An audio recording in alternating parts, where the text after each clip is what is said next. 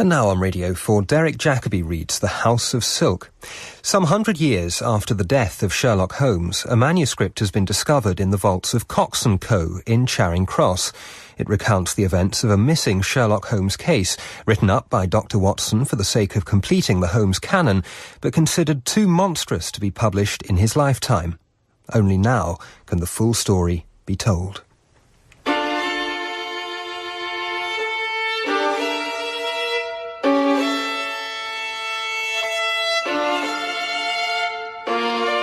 It was in the last days of November 1890. London was in the grip of a merciless winter. I was glad to be in, with a fire blazing in the hearth, the familiar smell of tobacco in the air, and, for all the clutter with which my friend Sherlock Holmes chose to surround himself, a sense that everything was in its right place. I telegraphed my intention to stay with Holmes for a short whilst my wife was away.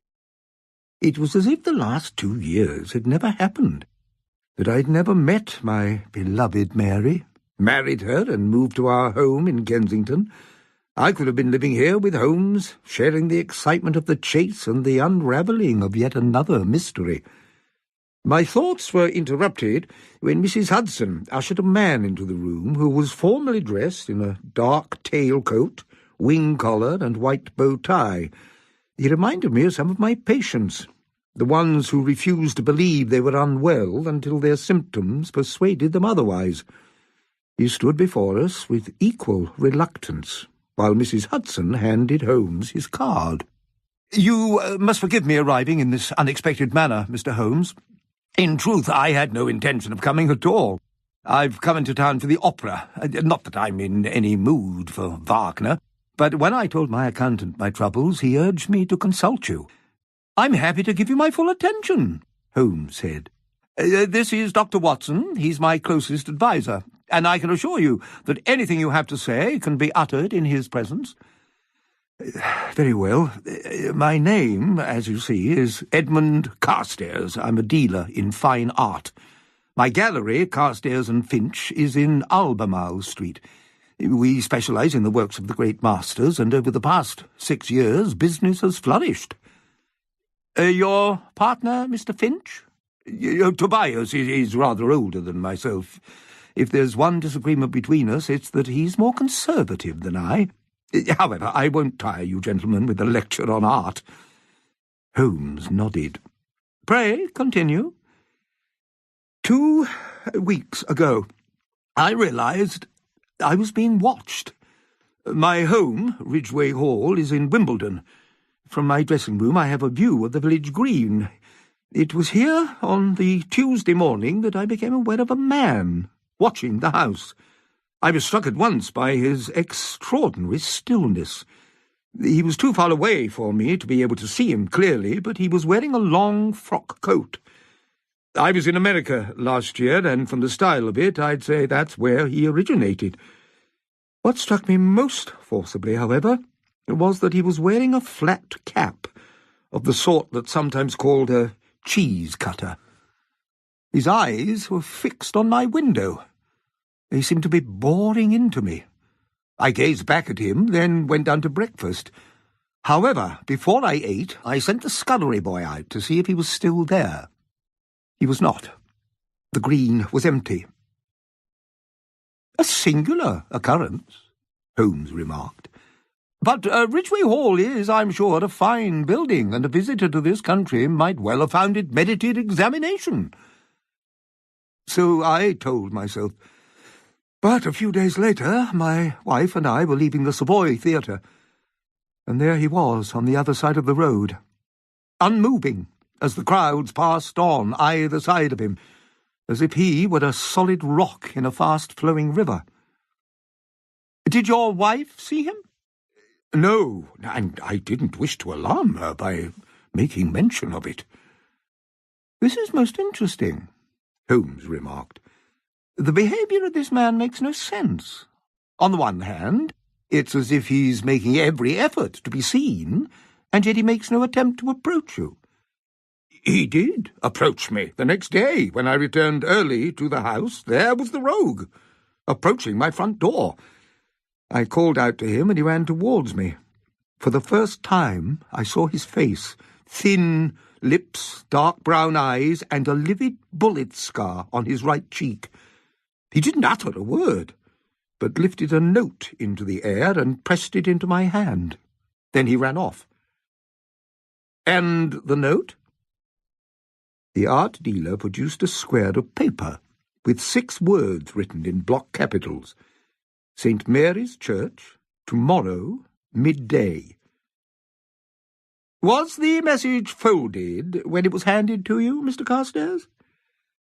"No, I folded it myself later." The picture becomes clearer by the minute. This church he refers to, I assume it's in Wimbledon? "Just a few minutes' walk from my home." This behaviour lacks logic, don't you think? The man wishes to speak with you, but he doesn't utter a word. Well, my guess is that he wished to talk to me alone. As it happened, my wife Catherine had been standing in the breakfast room and had seen everything. She thought he was some gypsy wanting money and advised me not to go, so I reassured her. "You reassured your wife, but you went to the church anyway?" "Well, exactly, but he wasn't there. I paced the flagstones for an hour." "The man is known to you," Holmes said. "You go right to the heart of it, Mr. Holmes. Although, I confess, I don't quite see the reasoning that brought you to that conclusion. It strikes me as self-evident. And you still haven't told us the significance of the flat cap. Mr. Carstairs, you mentioned you were in America a year ago. Was this when you met the man in the flat cap?" "I never met him, but I know who he is. My foeman is called Keelan O'Donoghue, and I wish to heaven I'd never heard the name. 18 months ago, I was introduced to a Bostonian by the name of Cornelius Stillman. He was in London at the end of a lengthy European tour. Like many wealthy Americans, he was imbued with a sense of civic responsibility and was constructing an art gallery in Boston, which he planned to fill with the finest works of art. Well, I was overjoyed when he agreed to come to my gallery. And the long and the short of it was that he bought a series of 4 landscapes by John Constable, which were quite the pride of our collection. We parted on excellent terms. The paintings were carefully crated and shipped to New York, where our agent James Devoy met the package and travelled with it on the Boston and Albany Railroad. But the paintings never arrived.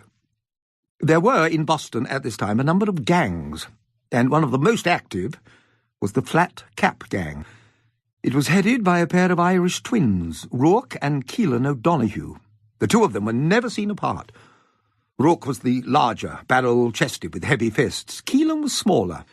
Both wore flat caps. It was also widely believed that they carried each other's initials tattooed on their arms. The Flat Cap Gang had been tipped off that a large amount of currency was about to be transferred from New York to Boston on the Boston and Albany Railroad. The banknotes were contained in a safe, and by some wretched chance, the paintings were travelling in the same compartment. The gang held up the train in a forest outside Boston. Our agent approached them and was gunned down.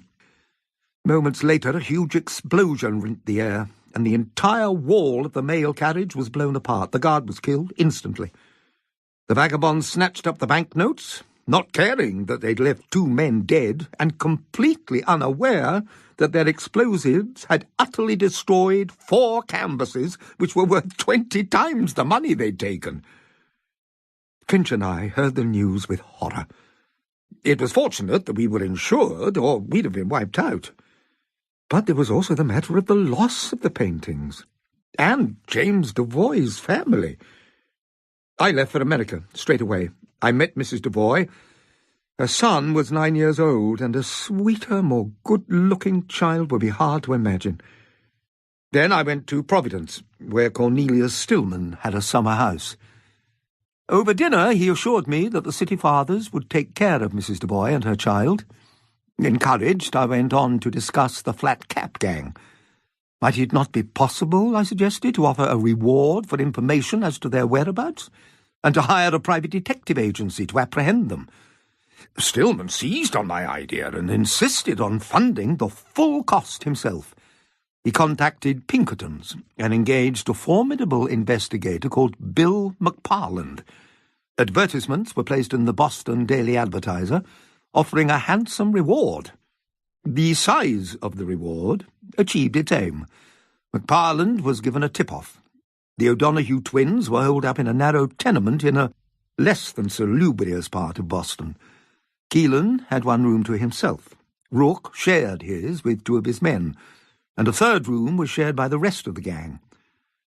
One evening, as they crouched round the stove, drinking and playing cards, McParland closed in, accompanied by a dozen armed men. The Pinkertons' agents had been instructed to take the gang alive, but when McParland took up his bullhorn and called out a warning, there was a volley of shots. Two of the Pinkerton men were gunned down, and McParland himself was wounded, but the others gave as good as they got, emptying their six-shooters directly into the flimsy wooden building. When it was all over, they found 5 men lying dead together, but one of the gang had escaped. Keelan O'Donoghue had squeezed through a loose floorboard into a narrow gully that led to the river. A slight concern arose in my mind. Stillman had made it public in that blasted advertisement that I had been party to the plot to track down the Flat Cap gang. It now occurred to me that to have killed one twin and to have left the other alive might make me a target for revenge. My passage back to England was booked on the SS Catalonia. I'd actually reached the gangplank when I heard the news shouted out by a newsboy. Cornelius Stillman had been shot dead in his garden. A young man, wearing a twill jacket and flat cap, had been seen fleeing from the scene. According to the article, Bill McParland was assisting the police, and there was a certain irony in this, as he and Stillman had fallen out. Stillman had held back half the fee that he'd agreed, arguing that the job wasn't fully complete until the second twin was caught. Holmes had been listening with a look of intense concentration on his face. There was a lengthy silence before he asked, "What was the opera you intended to see tonight?" It was the last question I'd expected, and I wondered if he was being deliberately rude. "A performance of Wagner. But has nothing I've said made any impression on you?" "On the contrary, I find it of great interest. You evidently believe the man in the flat cap to be this Keelan O'Donoghue. You think he's followed you to England to exact his revenge." "What other possible explanation could there be?" "Offhand, I could suggest half a dozen. At this juncture, there's not a great deal I can do, Mr. Carstairs. If your unwanted visitor reappears, then I'll be pleased to assist you. I can tell you, however, that I don't believe he intends you any harm." But the very next day, the man in the flat cap struck again.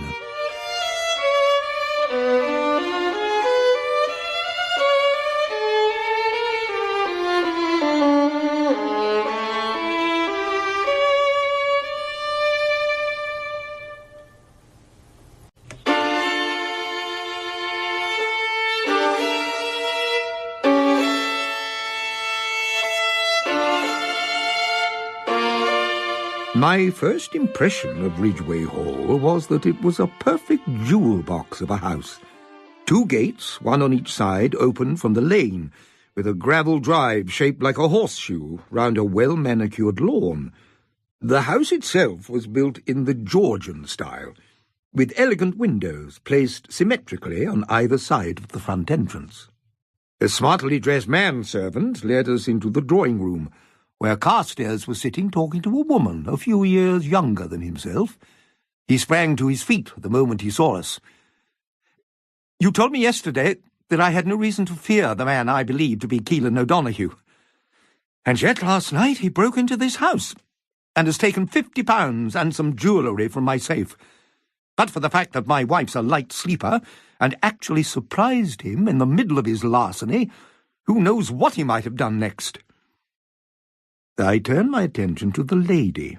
She was small and attractive, with an intelligent face, and despite the alarms of the morning, I guessed she had a quick sense of humour. There was something about her that reminded me of my own dear Mary.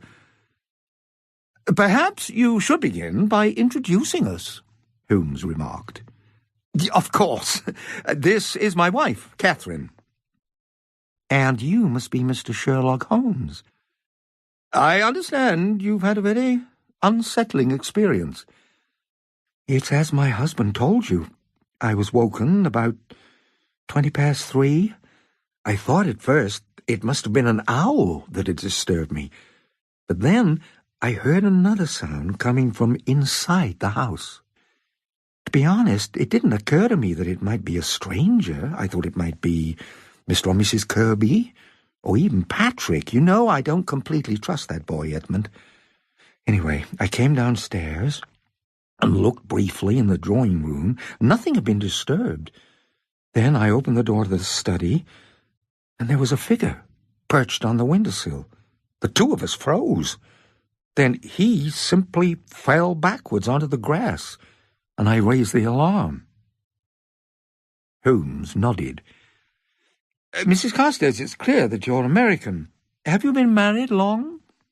"Edmund and I have been married for almost 1.5 years. "We met on the Catalonia," said Carstairs, "the very day it left Boston." Catherine Carstairs reached out and took her husband's hand. I saw Edmund as he came on board, and I knew at once that something dreadful had happened. It was obvious from his face. I don't know how I'd have lasted the crossing if it hadn't been for Catherine. The loss of the paintings, the death of Cornelius Stillman. It had all been too much for me. I have to say that I've always sneered at the concept of love at first sight, Mr. Holmes. But by the time we arrived in England, I knew that I'd found the woman with whom I wished to spend the rest of my life. As he turned to smile at his wife, another woman came into the room, and I saw at once that she was as different from Catherine Carstairs as could be imagined. "First I'm disturbed in my room by police officers asking absurd questions, and that is not enough? Are we to invite the whole world to invade our privacy?" "This is Mr. Sherlock Holmes, Eliza. I told you I'd consulted with him yesterday." "And much good did it do you? We could all have been murdered in our beds." "This is my sister, Eliza," Carstairs explained. "You reside in the house?" Holmes asked her. "I am tolerated, yes. I have an attic room where I keep myself to myself." Holmes turned to Carstairs. "How many other people are there in the house?" "There's Kirby, our footman, and his wife, the housekeeper. Their young nephew, Patrick, came to us recently from Ireland and acts as kitchen boy. And there's the scullery maid, Elsie. The coachman and groom live in the village." At Holmes's request, Carstairs led us to his study. The safe was still open. Holmes examined it. The lock doesn't appear to have been forced, which would suggest that a key has been used. There was only one key, and I keep it with me all the time. Catherine keeps her jewellery in the safe, and I did have a copy made. "But I lost it a month or so ago," his wife said. "I wanted to open the safe and couldn't find it. I'm not normally so careless." "Could it have been stolen?" "I kept it in a drawer beside my bed, and nobody comes into the room apart from the servants." "You say that some jewellery has been stolen?" "Yes, a sapphire necklace belonging to my late mother. I imagine it would have little financial value, but it had great sentimental value to me. She lived with us here until a few months ago." Carstairs' wife laid a hand on his arm. "There was an accident, Mr. Holmes. She had a gas fire in her bedroom. Somehow the flame blew out and she was asphyxiated in her sleep. She hated draughts and always slept with the window closed. Holmes went to the window and examined the frame. The wood was splintered, and it had evidently been forced from the outside. "I'd like to speak to your man Kirby, and then I'll walk in the garden, though I imagine the local police will have trampled over anything that might have proved useful." "Inspector Lestrade struck me as being both thorough and efficient, Mr. Holmes. He's already ascertained that a man with an American accent and a scar on his cheek took the first train from Wimbledon to London Bridge at 5 o'clock this morning. We're certain it's the same man. I can assure you that if Lestrade's involved, he'll come to a conclusion very quickly, even if it is completely the wrong one. Good day, Mr. Carstairs. A pleasure to meet you, Mrs. Carstairs. Come, Watson." Kirby was waiting for us by the front door. He confirmed he'd been at Ridgeway Hall for 6 years. Holmes asked if the house had changed much during his time. He replied, "Oh, yes, sir. Old Mrs. Carstairs was very fixed in her ways.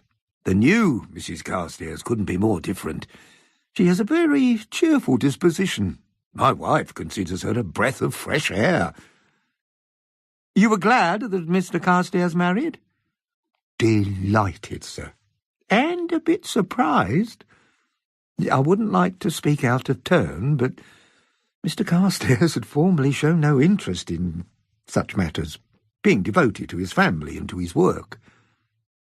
"You were present when old Mrs. Carstairs died?" "Indeed I was, sir. A dreadful business." "Was the kitchen boy in the house at the time?" "Patrick had arrived from Dublin the week before. He's my nephew on my wife's side. We had hoped to give him a start in life, but he hasn't found it easy being in service." "Thank you, Kirby." Out in the garden, Holmes was in an unusually jaunty mood. "This is a remarkable case, don't you think, Watson?" "Well, it strikes me as quite trivial," I replied. "The sum of £50 has been taken along with a necklace. Not the most testing of your challenges, Holmes." "So, you've already arrived at the solution?"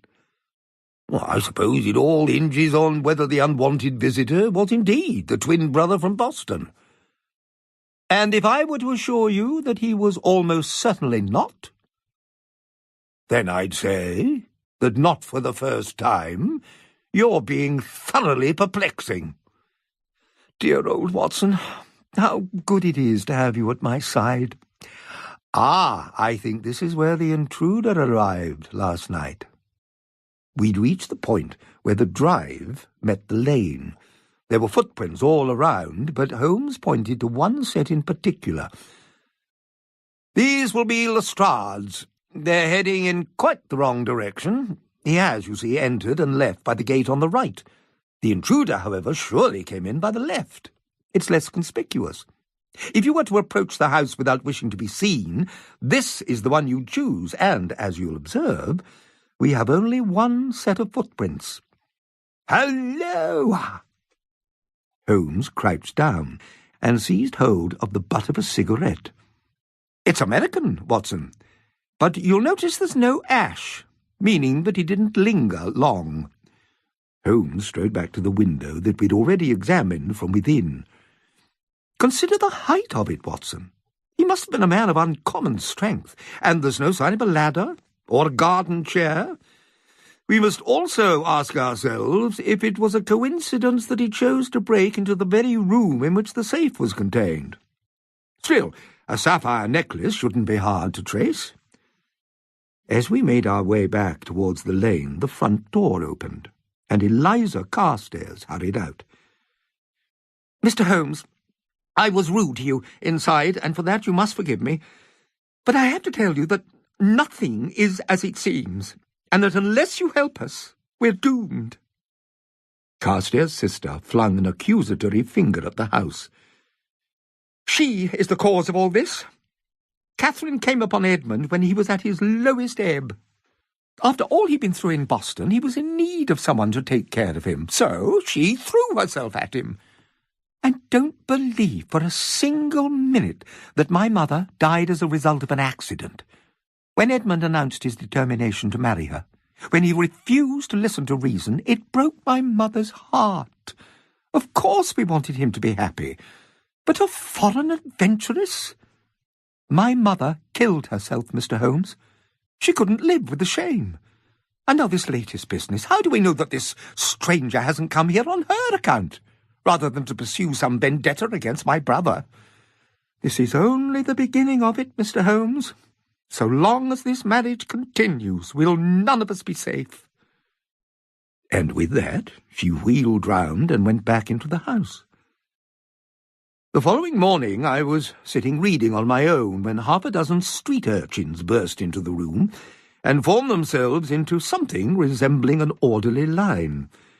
Holmes had once named them the Baker Street Division. At other times he referred to them as the Irregulars, and I reflected that a scruffier, more ragged bunch would be hard to imagine. Only one was a little better fed than the others, his clothes slightly less threadbare, and I wondered what wickedness had furnished him with the means. Sherlock Holmes appeared and addressed their leader. "Ah, Wiggins! I have instructions for you.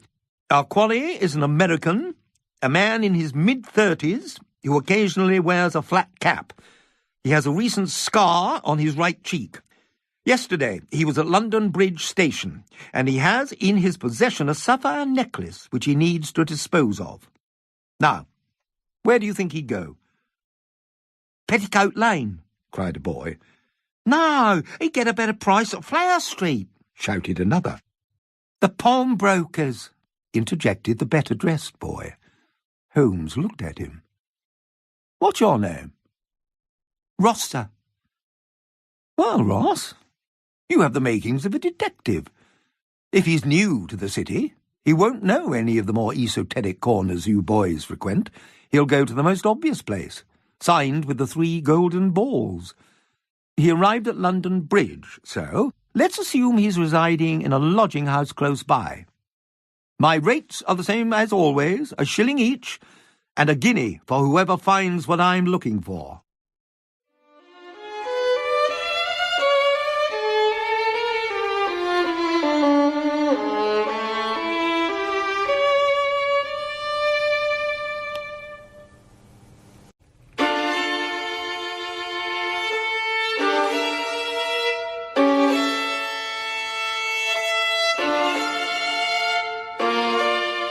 Holmes and I were with Edmund Carstairs and his partner Mr. Finch at their gallery in Albemarle Street when Wiggins rushed in. "We found him, Mr. Holmes. Me and Ross. He was leaving the jerry shop on Bridge Lane with his face cut livid by a scar. We followed him to his hotel, sir, Mrs. Oldmore's in Bermondsey. Will it be a guinea each if I take you there?" "It'll be the end of you if you don't," replied Holmes. "I left Ross there to act as crow. If your man steps out again, he'll watch where he goes. Ross is new to the game, but he's as canny as they come." And we hurried out of the gallery, Holmes, Wiggins, Carstairs, and myself, leaving Mr. Finch gaping after us. Mrs. Oldmore's private hotel was a dilapidated building, with windows so dirt-encrusted that barely any light seeped through. Ross was waiting for us, shivering with cold. As Holmes and Carstairs approached, I saw that something had greatly frightened him. Wiggins grabbed hold of him. "It's all right. We're both to have a guinea. Mr. Holmes has promised." Ross pointed at Carstairs and me. "Are they coppers?" "It's all right. I'm Dr. Watson. You saw me at Baker Street this morning, and this is Mr. Carstairs, who has a gallery in Albemarle Street." "What have you seen?" Holmes asked. Ross's manner changed. "I ain't seen nothing. He ain't come out. No one's gone in." Holmes looked quizzical, but he paid both boys, and they ran off together, Ross casting one last look in our direction. Inside the hotel, Holmes addressed the man in the office. "We're in pursuit of an American with a livid scar on one cheek. If you don't wish to land yourself in trouble with the law, you'll tell us where he can be found." The man directed us to a room at the end of the corridor. The gas jets were turned so low that we had almost to feel our way through the darkness. Holmes raised his fist, meaning to knock on the door, but then he stepped back. I looked down and saw a streak of liquid, almost black in the half-light, curling from beneath the door. Carstairs recoiled, his hands over his eyes. Without saying a word, Holmes brought his shoulder up against the door, and the flimsy lock shattered. And I saw at once that the crime which I'd once considered trivial had taken a turn for the worse. The window was open, the room was ransacked, and the man we'd been pursuing was curled up with a knife in the side of his neck. Inspector Lestrade took one look at the body. "It would seem we've been seeking the same man, Holmes. Is there any sign of the stolen necklace?"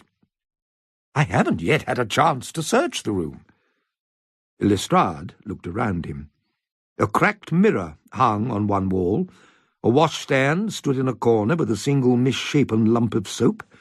The window looked over a narrow alley to a brick wall. He turned his attention to the dead man, who was dressed as Edmund Carstairs had first described him, in a frock coat, which was now saturated with blood. Lestrade searched his pockets, but found nothing. "Can we be sure this is the same man who has been watching Carstairs?" Holmes nodded. "Carstairs identified him." "He was here?" "Briefly." Holmes smiled to himself, and I recalled how we'd been compelled to bundle Carstairs into a cab after his fainting fit, and I'd understood how he must have been on board the Catalonia, following his experiences with the Flat Cap gang. Lestrade picked up a packet of cigarettes. "Old Judge. Manufactured in New York, I think you'll find. I found a similar stub outside Ridgeway Hall, and from the position of the body and the angle at which the knife was driven into his neck, it seems that the attacker was waiting for him beside the door. He walked in and was taken by surprise from behind." "A simple theft might still be the motive. There's no sign of the necklace or the £50. "I have every reason to believe you'll find the necklace in a pawnbroker on Bridge Lane. It certainly appears that whoever killed him took the money, but perhaps you should ask yourself what else was taken from the room. We have a body with no identity, Lestrade. You think that a visitor from America might have a passport?" Lestrade scowled. "Whatever name he chose when checking into the hotel, we know this is Keelan O'Donoghue, late of Boston. You see the scar on his face. O'Donoghue was injured at the same shootout in Boston where his twin brother was killed, and he came to England on a mission of revenge. It's as plain as a pikestaff." "To my eyes, it could hardly be less plain. Perhaps you could explain, Lestrade, who killed Keelan O'Donoghue?" "And why?" "Well, the most obvious suspect would be Edmund Carstairs, except that he was with Watson and I at the time of the murder. I might also ask why, if this really is Keelan O'Donoghue, he has a cigarette case marked with the initials WM. "What cigarette case?" "It's on the bed, partly covered by the sheet, which would doubtless explain why the killer missed it too." Lestrade examined the case. "The trouble with you, Holmes, is that you have a way of complicating things." The owner of the hotel, Mrs. Oldmore, had little to add when we questioned her on our way out. "He took the room for the week and paid me £1. An American gentleman just off a ship at Liverpool. He said there was someone he come to see in Wimbledon and asked how to get there. Someone who owes me something, and I mean to collect it, he claimed. From the way he talked, I could tell he was up to no good, but what can you do? If I turned away every suspicious-looking customer who came knocking at my door, I'd have no business at all." Lestrade left, and Holmes and I walked into the narrow alleyway that passed the room where the American had met his end. The window was halfway down, with a wooden crate set beneath it. The killer had clearly used it as a step. The alley came to a dead end. As we returned to the main road, Holmes was deep in thought. "You remember that boy, Ross, last night, Watson?" From where he was standing, he had a clear view of both the hotel and the alleyway. "But if Ross saw something, Holmes, why didn't he tell us?" "These boys live on their wits, Watson. If Ross thought there was money to be made, he'd take on the devil himself. But what could he possibly have seen? A figure? Caught in the gaslight? Flitting down a passageway?"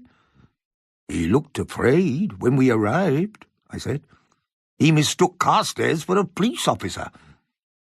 It was more than fear. I'd have said the boy was in the grip of something close to terror. But I assumed...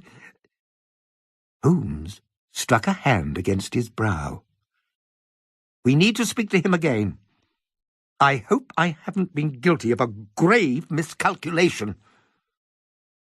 Holmes sent word to Wiggins, but when his lieutenant reported back 24 hours later, it was with the worst possible news. Ross had disappeared. Holmes looked at Wiggins sternly. "Did Ross say anything to you after you left us at the hotel that night?" "There was a man, that was all. It put the wind up him. Ross had only come to London at the end of the summer, but normally he knows what's what. But he was shook to the core." "He saw the killer!" I exclaimed. "I don't know what he saw. He just said, 'I know him, and I can make something from him. More than the guinea I got from bloody Mr. Holmes. Forgive me, sir, but them were his exact words. I reckon he was going to put the squeeze on someone.'" Holmes looked as grave as I've ever seen him. "Think, boy. If he found himself in trouble, where might he go?" "Well, there was a charity what took him in. Chorley Grange, up Hamworth way. He told me he'd been there, but he hated it and ran away." 1 hour later, a cab dropped us off in front of 3 handsome buildings on a narrow lane on the way up to Hamworth Hill. The one at the centre resembled an English gentleman's country home. It was hard to believe we were so close to London, for the air was fresh and we were surrounded by farmland. The barns on either side had presumably been adapted to the school's needs. There was a 4th structure on the other side of the lane, surrounded by an ornate metal fence, but there was no movement there. We rang the front bell and were admitted by a sombrely dressed man in a grey suit, who listened in silence as Holmes explained our mission. He left us standing in an austere hall and disappeared down a long corridor. It struck me that the place was more like a monastery than a school. The man returned with another short, round-faced man who reminded me of the snowmen one might see in Regent's Park. His head one ball and his body another. He was bald and dressed in the manner of a clergyman. As he walked toward us, he beamed and spread his arms in welcome. "Mr. Holmes, you do us a great honour. The greatest consulting detective in the country here at Chorley Grange. And you must be Dr. Watson? We've read your stories in class. The boys won't believe you're here. But I'm running ahead of myself. I'm the Reverend Charles Fitzsimmons. Vosper tells me that you're looking for Ross. Please come to my study. You must meet my wife." Mrs. Fitzsimmons was reading a large tome in the dark, cheerless study. She couldn't have been more different from her husband, remarkably tall and dressed entirely in black. Were I a boy, I might have thought her a witch. The Reverend seemed to be searching his mind. "Ross? Ah, yes. We haven't seen him for quite a while, Mr. Holmes. He came to us from a very difficult background, as do many of the charges in our care." "He was a difficult and disagreeable child who wouldn't obey the rules and disrupted the other boys," his wife cut in. "Oh, you mustn't be too hard on him, dear. It is true, Mr. Holmes, that Ross was never grateful for the help we tried to give. He'd only been here a few months before he ran away. July, it must have been. I'm afraid we don't know where he's gone. We have 35 boys here, all taken from the streets. My wife and I are employed by the Society for the Improvement of London's Children. We give them food and shelter and, more important than either, a good Christian education. And you've no idea where Ross might have gone? No. His parents are dead. Ross was arrested for shoplifting, and the magistrate took pity and sent him to us. You could speak to his classmates, if you like. We left Mrs. Fitzsimmons in the study and followed the Reverend to a classroom. As we entered, 15 students stood up respectfully, gazing at us with pale, serious faces. Fitzsimmons announced, "This gentleman here is none other than Mr. Sherlock Holmes." This caused a tremor of recognition amongst the boys. "He's afraid that Ross might have got himself into a spot of trouble. Is there anyone in this room who knows anything that might help us find him?"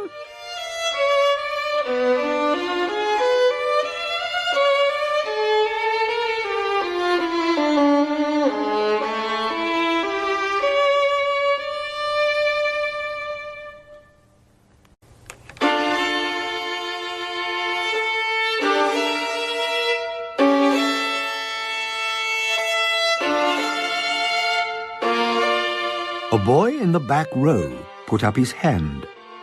"Ross had a sister, sir. Her name's Sally. He said she worked at the Bag of Nails." For the first time, the Reverend looked angry, a dull red patch spreading into the round of his cheeks. "Why did you not tell me this before, Daniel? We could have found Ross sooner." "I'd forgotten, sir." Back in the hallway, Holmes said, "The school does you credit. It's remarkable how quiet and well-disciplined the boys seem to be." The Reverend Fitzsimmons had relaxed into his more congenial self. "I'm very grateful to you. Ross is the only one who's ever run away. When you find him, I hope you'll prevail upon him to return." He opened the front door and shook us by the hand. Holmes asked, "The building opposite, is it part of the school?" "Indeed so, Mr. Holmes. It was a coach builder's factory, but we've adapted it to our own needs, and now use it for public performances. I'd be honoured if you came to our next recital, Mr. Holmes." It was nearly dark by the time we reached the Bag of Nails pub. In answer to Holmes's query, the publican directed us round the back. "Sally's in the yard, but I doubt you'll get much from her. She's not the most talkative of girls." A pile of broken crates stood on one side of the courtyard. The ground was covered with smashed glass and twisted fragments of metal, and in the middle of it, barefoot and in a dress too thin for this weather, a girl of about 16 was sweeping what space was still available. "Sally Dixon?" Holmes asked. She clutched the broom handle as if it were a weapon. "What do you want?" "We don't wish you any harm. We want to speak to your brother, Ross." Her hands tightened. "Are you from the House of Silk?" "Ross isn't here. He's never been here. You can both go back where you came from. You make me sick." Holmes glanced at me, and hoping to be of service, I took a step toward the girl to reassure her. It was a grievous mistake.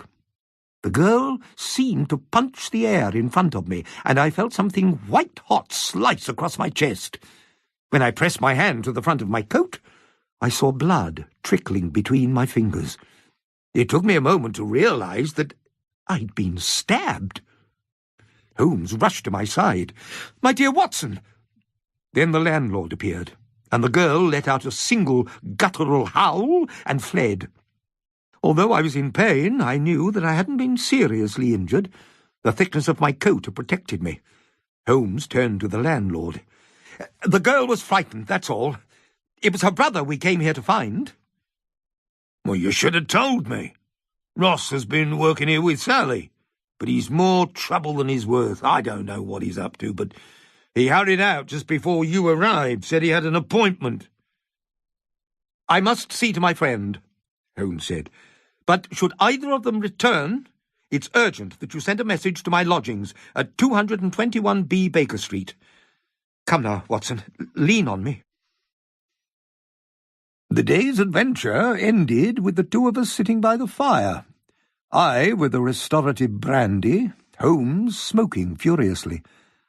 I took a moment to reflect on the circumstances that had brought us to this point. It seemed to me that we'd strayed a great distance from our original quarry, the man with the flat cap, or, indeed, the identity of the person who'd killed him.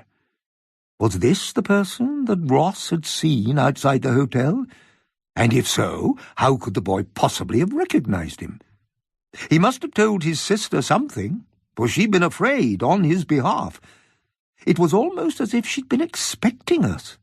And then there were those words of hers. "Are you from the House of Silk?" The following morning, a police constable knocked at our door just after breakfast.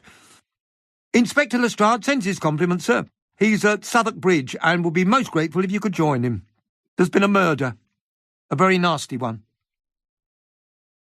Lestrade was waiting for us on the bank, with a group of policemen who were clustered round what looked from a distance like a small heap of discarded rags. It was low tide, and the river seemed to have shrunk back, as if in distaste at what had happened here. "Is this the boy you were looking for?" Lestrade asked. Holmes nodded. Perhaps he didn't trust himself to speak. The boy had been beaten, brutally and methodically. Death, for Ross, would have been one long tunnel of pain. I found it beyond understanding that any human being could have done this to a 13-year-old boy. The inspector looked at Holmes. His pockets were empty. But there is something strange that you should see, though heaven knows what it signifies. It made me sickish, I tell you that much.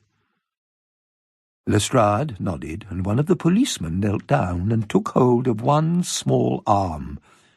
The sleeve fell back to reveal a white ribbon, knotted around the boy's wrist. Looks as if it was placed on him after he was killed, as some sort of sign. "The House of Silk!" I exclaimed. "Do you know of it, Lestrade?" Holmes asked. "Never heard of it." "But I have." Holmes stared into the distance, his eyes filled with horror and self-reproach. In the cab on the way back, Holmes said, "I hold myself responsible. Honestly, Watson, there are times when I wonder if I shouldn't leave this profession and seek my fortunes elsewhere. A child is dead. You saw what they did to him. How am I to live with that? I was forewarned. I could have prevented it." We arrived in Baker Street, and Holmes plunged into the building, taking the stairs two at a time. As I arrived in our sitting room, I saw him seize hold of an envelope. "Here it is. It was hand-delivered." Holmes passed me the envelope. I opened it, and with a shiver I couldn't disguise, drew out a short length of white silk ribbon. "It arrived 7 weeks ago. I was involved in another case, and I set it aside and forgot it. Now, as you see, it's come back to haunt me." The next day we returned to the bag of nails to find that Sally hadn't returned. Holmes asked to see her room. There was a mattress on the floor. On it was a doll, which Sally must have rescued from some rubbish tip, and a blunt knife. Holmes crouched down and began to shuffle along the floor. It took me a moment to realize that he was following a trail of melted candle wax droplets. They led to the corner furthest from the bed. He pressed the blade of the knife between the wooden floorboards. One was loose, and he drew out a handkerchief of coins from beneath it. For two destitute children, the contents were a veritable treasure trove. The landlord scratched his head. When he came here, he said he could pay for the room, said he'd been given money by his uncle, but I didn't believe him. Holmes laughed. Of course. He strode out of the pub and round the sweep of the Thames towards Bermondsey. Come on, Watson. The pawnbrokers. Russell Johnson immediately assumed that the famous detective Sherlock Holmes had arrived in his establishment in pursuit of the stolen sapphire necklace, and announced that the police had taken it back. But Holmes was more interested in any items that Ross had brought to the shop. Well, he brought in a gentleman's pocket watch a couple of months back. He rummaged in a cabinet and produced a watch on a chain set in a gold casing. Holmes paid for it, and we returned to Baker Street. The watch was a handsome piece manufactured in Geneva, and on the reverse there was an engraved image, a bird perching on a pair of crossed keys. A family crest? I suggested. Watson, you're scintillating. And sure enough, Holmes's encyclopedia revealed it to be the crest of the Ravenshaws, one of the oldest families in the kingdom, with a manor house in Gloucestershire. Lord Ravenshaw had recently died, and his son, the Honourable Alec Ravenshaw, had inherited the title. To my dismay, Holmes insisted on leaving London at once. There was a carriage parked outside Ravenshaw Hall. To our amazement, Tobias Finch, Carstairs' partner at the picture gallery, came hurrying out of the house, climbed into the carriage, and rattled past us on the drive. A very singular coincidence, don't you think, Watson? A footman led us into a drawing-room of truly baronial proportions. Lord Ravenshaw was standing by a massive stone fireplace, which had the family crest carved into the lintel. My first impression was not entirely favourable. He had a ruddy, unattractive face, and his eyes protruded quite conspicuously. Even before we'd introduced ourselves, he seemed impatient. When Holmes returned the watch to him, for a moment Ravenshaw seemed uncertain it was even his. But as it dawned on him that he recognised it, he said, "It was given to me by my sister. I never thought I'd see it again." "I'd be interested to know how you lost it," Holmes said. "I can tell you exactly.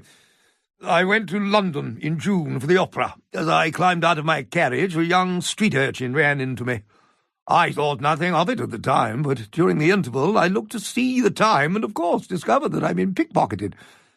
I'm perfectly happy to pay for your travel expenses, Mr. Holmes, but other than that, I think I must wish you a good day." Holmes looked at him with equanimity. "I have just one last question, Lord Ravenshaw. Was I right in recognising an old friend of mine, Tobias Finch, as we arrived?" "Since you ask, yes, it was he. I don't enjoy discussing family business, Mr. Holmes, but you might as well know that my father had execrable taste in art, and it's my intention to rid myself of his collection. Carstairs and Finch is a most discreet gallery. And has Mr. Finch ever mentioned to you the House of Silk?" A silence followed Holmes's question, broken by the sharp snapping of a log in the fire. "You said one question, Mr. Holmes, and that is a second. I've had enough of your impertinence. Will you now leave?"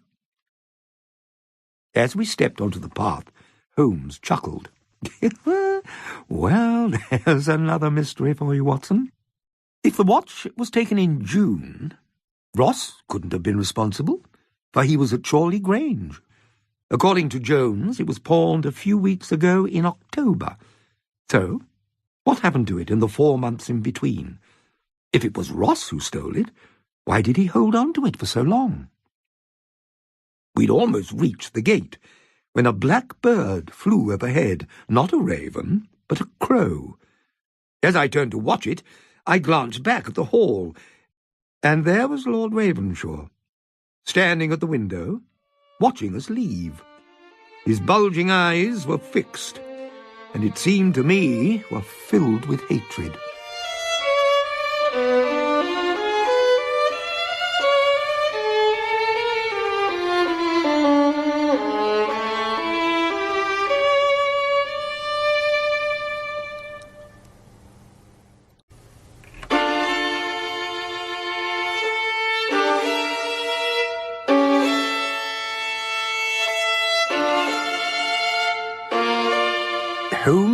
sighed with irritation.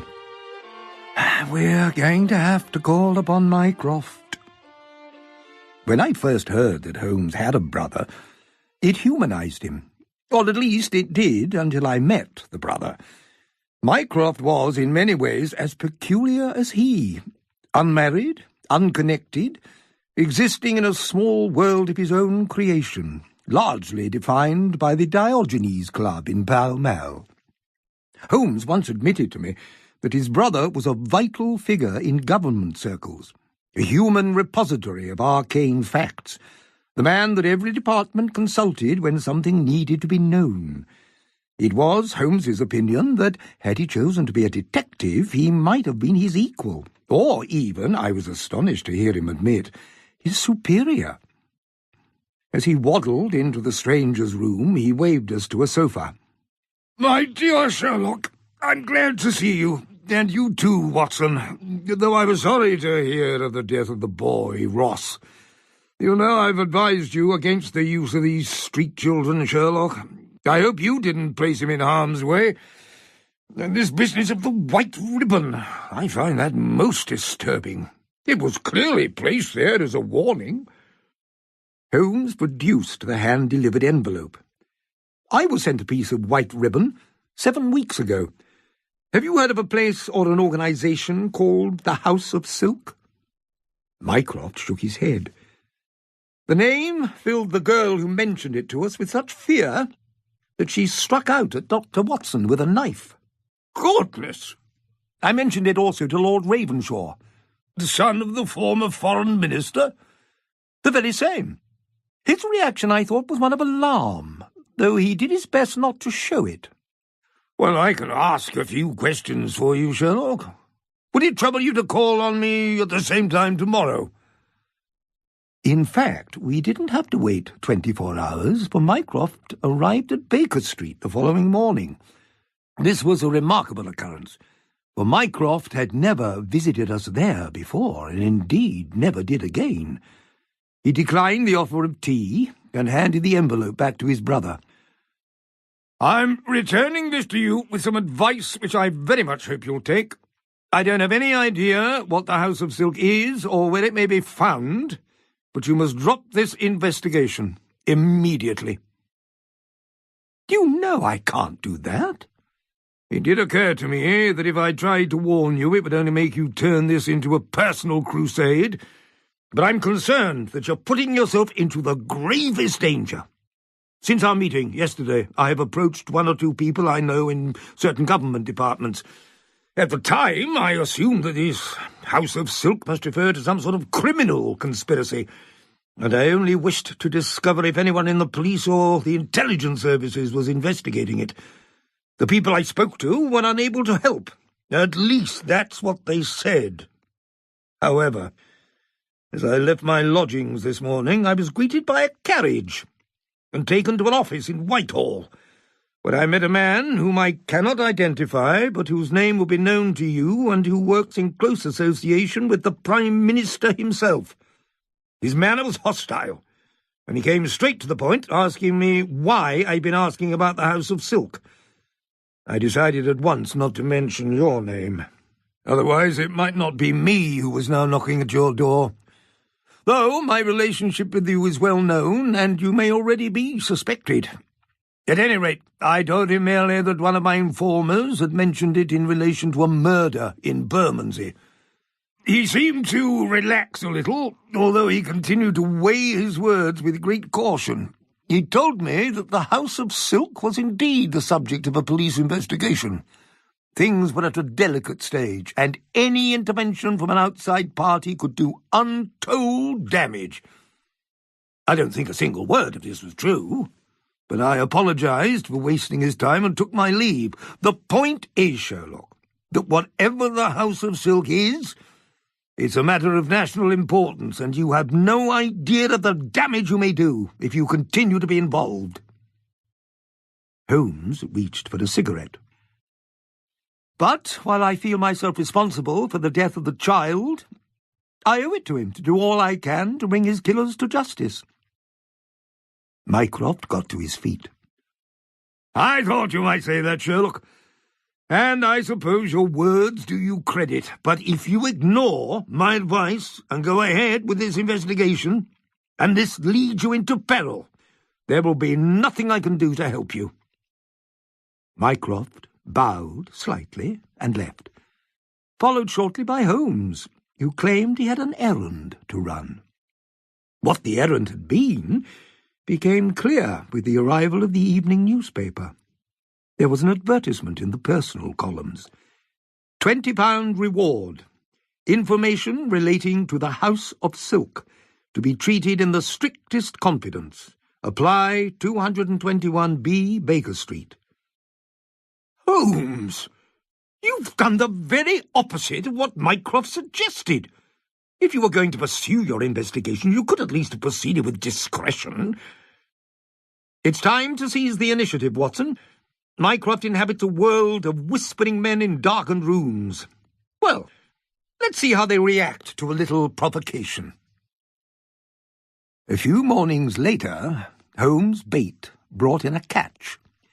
Mrs. Hudson introduced a strange-looking man who called himself Henderson. He was built like a prize-fighter, and yet his hair was thin, his skin grey, and lips cracked. "Would you like some hot tea?" asked Holmes. "I prefer a tot of rum." Holmes nodded at me, and I poured a good measure into a glass. The man drained it at once. "The people that I deal with will cut my throat if they knew I was here. But I need the reward. I'd sell my mother for your £20, Mr. Holmes." "And what is the cause of your undoing, Mr. Henderson?" "Opium. I used to take it because I liked it.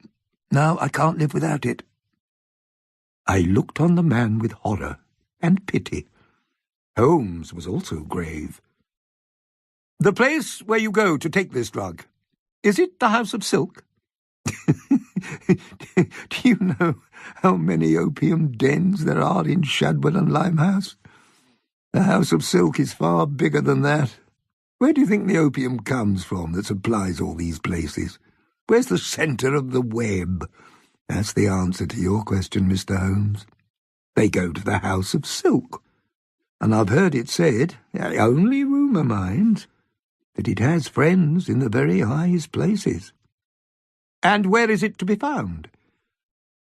"I don't know exactly. I first heard it mentioned at Creer's place. A few weeks ago, one of his boys was late bringing in supplies. Creer had been drinking and was in an ill humour. He grabbed the boy and demanded, 'Where have you been?' 'The House of Silk,' the boy replied, and he handed over a packet. When Creer realised I'd heard everything, he pulled a gun on me and said, 'You ever repeat a word of that, and they'll be hauling your remains out of the Thames. Do you understand? If I don't kill you, they will.'" "Where's Creer's place to be found?" asked Holmes. "On the corner of Millwood Street. There's a red light burning in the doorway." When Henderson had left, Holmes turned to me with a gleam in his eyes. "An opium den, and one that does business with the House of Silk. What do you think, Watson?" "I don't like the sound of it one bit, Holmes. I think you should stay well away." Holmes opened a drawer and took out a pistol. "Pshaw! I think I can look after myself." "Then I shall go with you." "My dear Watson, I cannot possibly allow it. In any event, the two of us together would look anything but the sort of customers who might be seeking out an East London opium den." "Then I'll remain outside. If you need assistance, a single shot will bring me to the scene." There was a fog that night as we walked down the alleyway near the Limehouse basin. The brick walls dripped with moisture, and all we could hear was the sound of our footsteps. But then the passage widened, and the whinny of a horse, the soft rumble of a steam engine, and the rippling of water echoed from different directions. A rat scuttled in front of us and slipped into the canal. We turned a corner, and a woman loomed in front of us, and I glimpsed a wrinkled face, hideously painted. There was the jangle of a piano, and finally, in front of us, I saw the lights of a public house.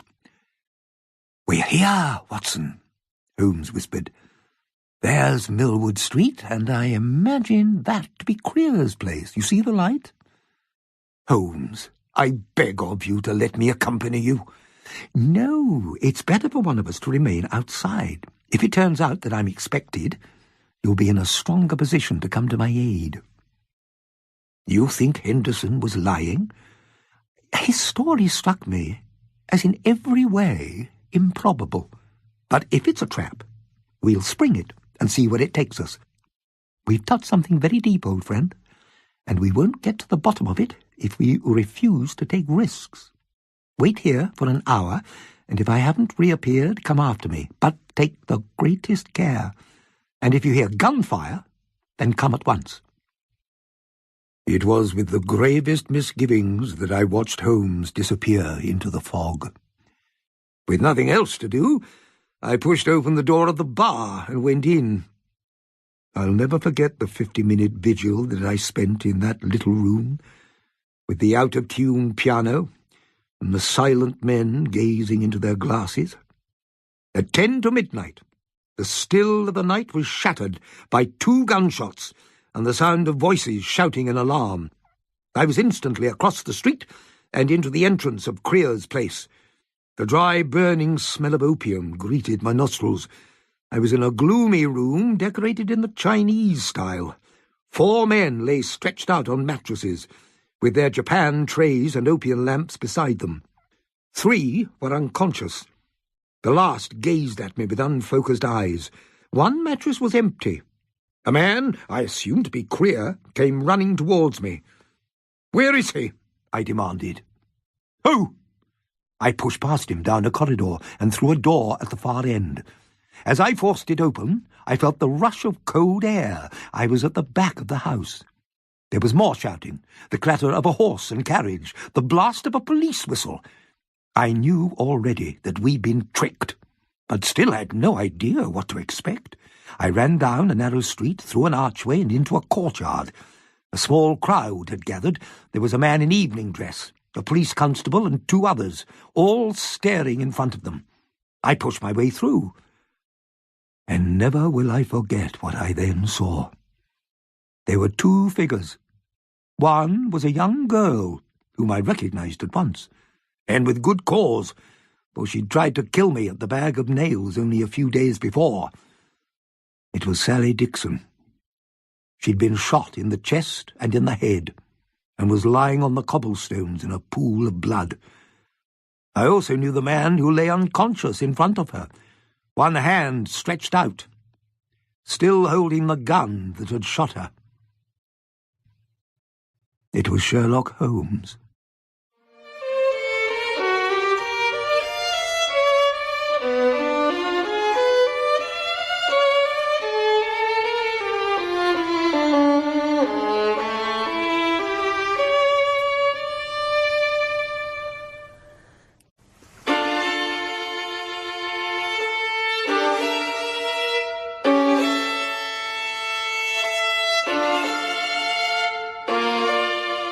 Holmes looked dreadful.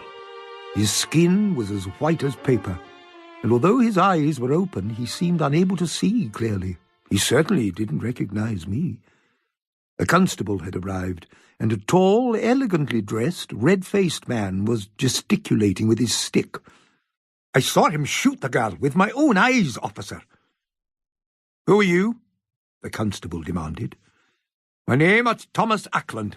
I was on my way home. I'm a doctor, and I can tell you at once that this man is under the influence of opium."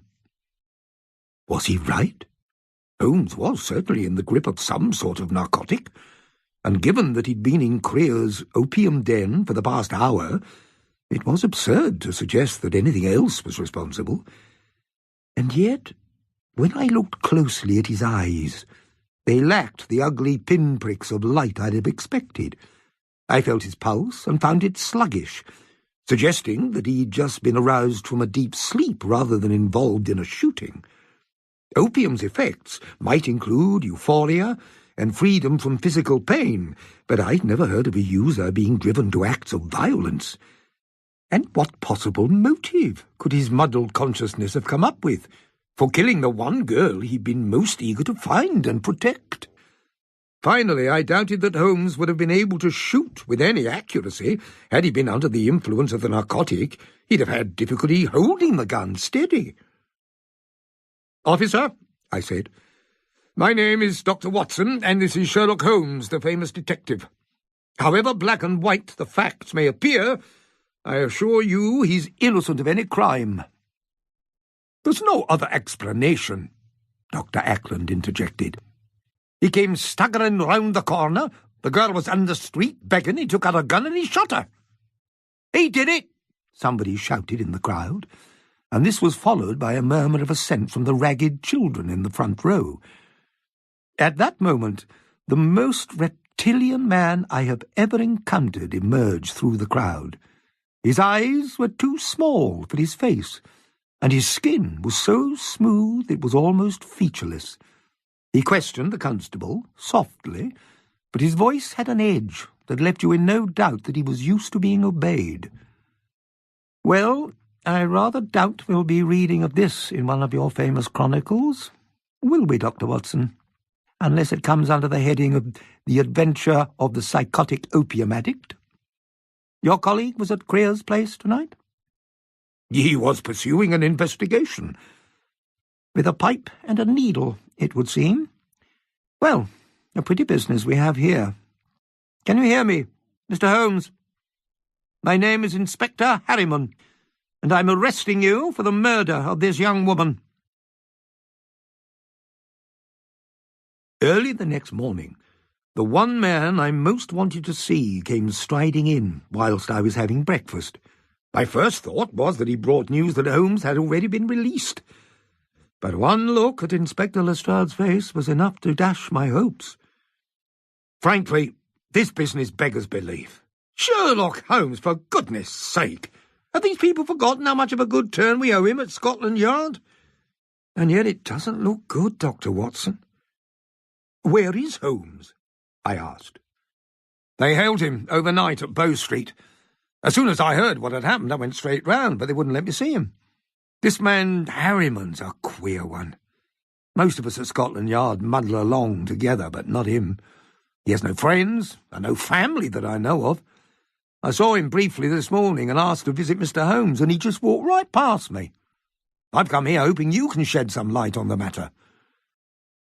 I had no choice but to acquaint Lestrade with everything that had happened, both before and after Ross had been killed, starting with our visit to Chorley Grange School, which had led us to his sister, Sally Dixon, at the Bag of Nails, and the discovery of the watch, our unhelpful interview with Lord Ravenshaw, Holmes's decision to put the advertisement in the evening papers, and the visit of the man who called himself Henderson, which led us to Creer's place.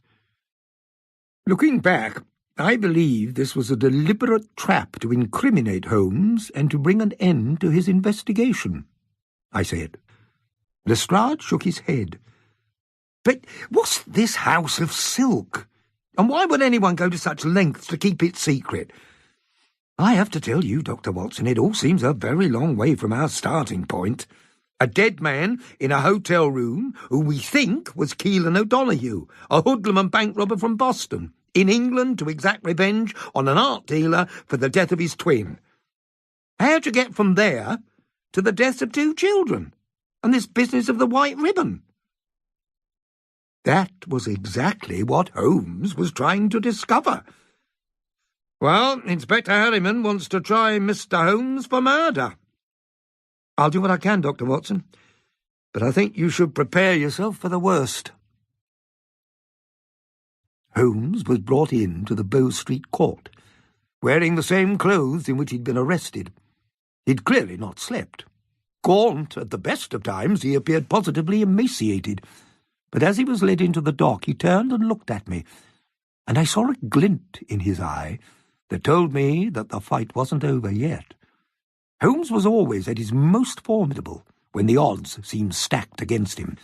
A barrister presented himself, a well-rounded, diminutive sort, and it soon became clear that he'd assumed the role of prosecutor, although a ringmaster might be the better description. Even the best of men have their demons, and in the case of Mr. Holmes, it is opium, and that has turned him from a friend of the law into the basest malefactor." His first witness was Isaiah Creer. Yes, he said, the accused had entered his house, a private and legal establishment where gentlemen could indulge their habit in comfort and security. He had demanded a dose of the intoxicant, paid for it, and smoked it, and half an hour later he'd asked for a second. Mr. Creer was concerned that Mr. Holmes had become agitated, and suggested that a second dose might be unwise. But the gentleman had insisted. As Mr. Holmes smoked the second pipe, his sense of delirium had increased, to the extent that Creer had sent a boy out to find a policeman, fearing there might be a breach of the peace. Then, wild-eyed and beyond control, Mr. Holmes had insisted that there were enemies in the room, that his life was in danger. He'd produced a revolver, at which point Mr. Creer had insisted that he leave. "It's a rare side effect of the drug, but I've seen it happen before, Your Honour. I have no doubt that when Mr. Holmes gunned down that poor girl, he believed he was confronting some grotesque monster." Constable Perkins confirmed that he'd been approached by the boy Creer had sent, and was on his way to Millwood Street when he heard the gunshots. When he reached Coppergate Square, he discovered a man lying unconscious with a gun and a girl lying in a pool of blood. He was followed by Inspector Harriman, who didn't attempt to keep the contempt from his voice. "I'd been called to a break-in at a bank on the White Horse Road, and as I was leaving I heard gunshots and the constable's whistle, so I went to see if I could assist. But by the time I arrived, the Constable Perkins was in command, and doing an admirable task. That Mr. Holmes murdered Sally Dixon is beyond question. His subsequent protestations are no more than a cock and bull story. I have never encountered a case where the evidence has been more cut and dried." I almost expected him to take a bow. Instead, he nodded respectfully at the magistrate and sat down. The final witness was Dr. Thomas Ackland. In the light of day, he was an unattractive man with an unusually long neck and watery blue eyes. He'd been a professor of surgery at Edinburgh's Royal Hospital for Sick Children, but had moved to London after the death of his wife. He was a governor at the Westminster Hospital, which was established for the poor, and had himself given generously for the enlargement of the hospital. "I saw the whole thing. There was a girl, no more than 14 or 15 years old. I shudder to think what she might have been doing on the street at this hour, in such an area. When I first noticed her, her hands were raised, and she was quite clearly terrified. She uttered one word, 'Please.' Then there were 2 shots, and she fell to the ground. It was very dark, and I didn't see who fired the shots. Then I made out a figure, standing a short distance away holding a gun, which was still smoking in his hand. As I watched, he groaned and fell to his knees, then sprawled, unconscious, on the ground. It was that man on the dock before you." There was a murmur in the court. This was the most damning evidence of all. Sitting next to me, Lestrade had become very still, and I confess I was in turmoil. I might be able to dismiss Creer, but it was absurd to suggest that an eminent Scottish doctor and a senior police officer should come together to fabricate a story and incriminate a man that neither of them had ever met. And yet, either all of them were lying, or Holmes, under the influence of opium, had indeed committed a terrible crime. The magistrate needed no such deliberation, and ruled that Holmes would have to remain in custody until the coroner's court the following week, and after that he would proceed to trial. As Holmes was led away, Lestrade said, "Move sharp, Dr. Watson, we don't have a lot of time." I followed him to the prisoner's waiting room, and Holmes appeared, escorted by a uniformed officer. My voice broke as I addressed him. "Holmes, I don't know what to say. The injustice of your arrest, the way you've been treated. It's certainly most interesting. It seems our friend Henderson led us a pretty song and dance, eh, Watson? I suspected we'd stumbled onto a conspiracy that went far beyond a murder in a hotel room. Now I'm certain of it. Let me tell you the true version of events. As I entered the opium den, Creer insisted that I follow him into his office to make payment. I was no sooner through the door than two men sprang on me, pinioning my arms. One of them was Henderson himself. The other had a shaven head and the shoulders and forearms of a wrestler. At the same time, Creer approached me carrying a small glass filled with some foul-smelling liquid, which he forced between my lips. The effect was almost immediate. The room span, and I remember nothing more until I awoke in Coppergate Square. Lestrade shook his head. "That's all very well, Mr. Holmes, but how do you explain the testimonies in court? They have colluded. Let's start with the good Dr. Ackland. Did you not find it surprising that although he said it was too dark for him to see who fired the shot, in the same breath he testified that he could see smoke rising from the gun? And then there's Harriman. You might find it worthwhile to confirm there really was a break-in at a bank on the White Horse Road. It seems a touch providential. If I were to rob a bank, I'd head for Mayfair or Belgravia, where the local residents might have deposited enough money to be worth stealing." Before Holmes could continue, Inspector Harriman appeared in the doorway, his face thunderous. "What the devil's going on here, Lestrade? This is my case. Officer, take this man to the House of Correction at Holloway, and tell them he will not be receiving visitors until my investigation is complete." There was nothing more that Lestrade or I could do.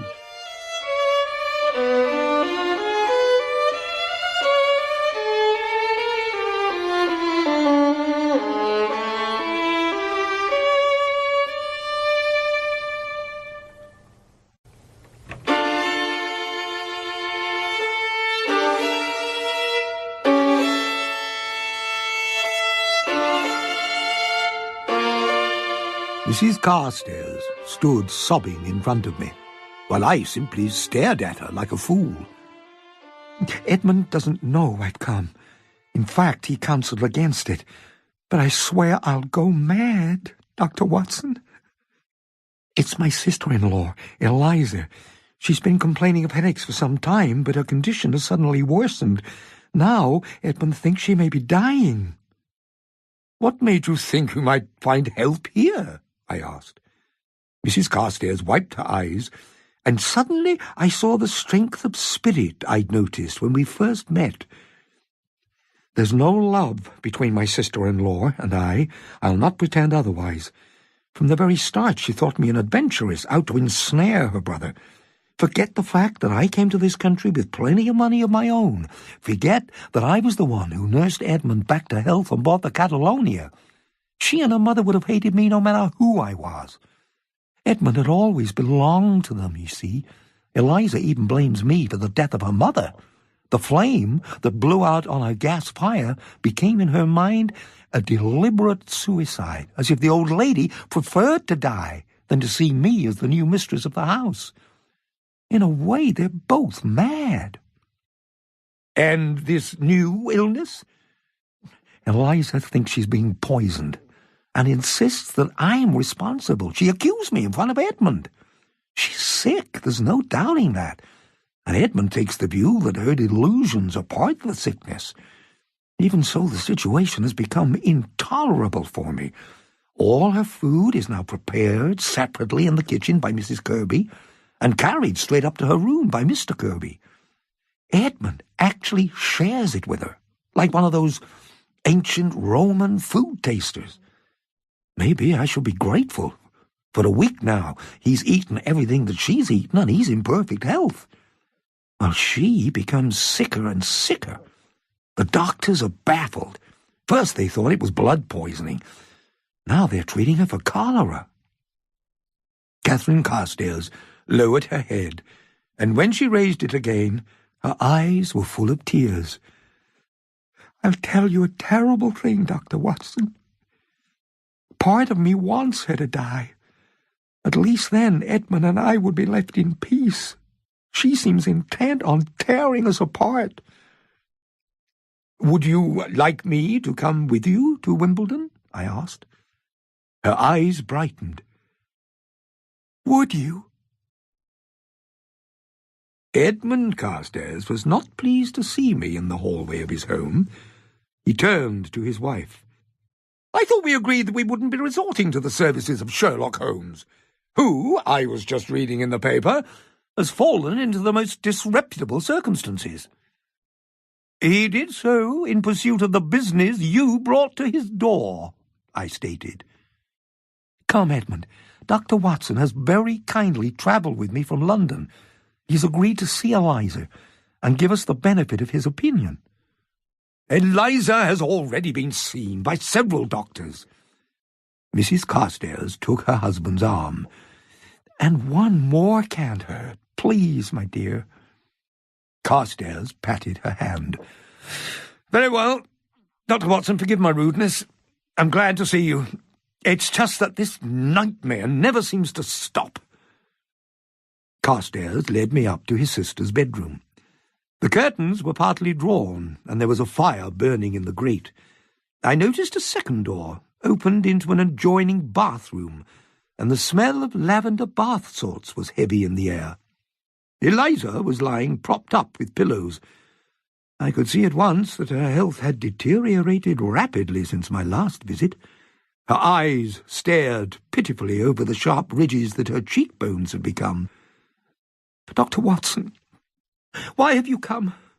"Your sister-in-law asked me, Miss Carstairs." "My sister-in-law wants me dead."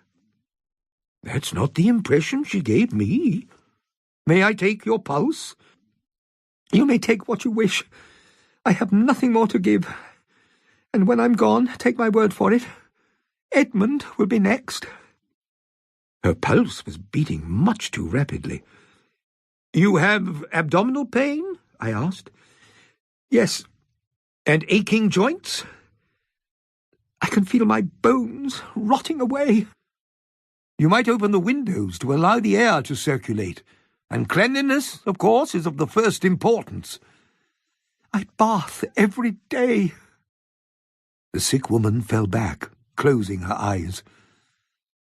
"Thank you for your visit, Dr. Watson. Open the windows, keep clean. I can see you must be at the very pinnacle of your profession." A cab dropped me back at Baker Street.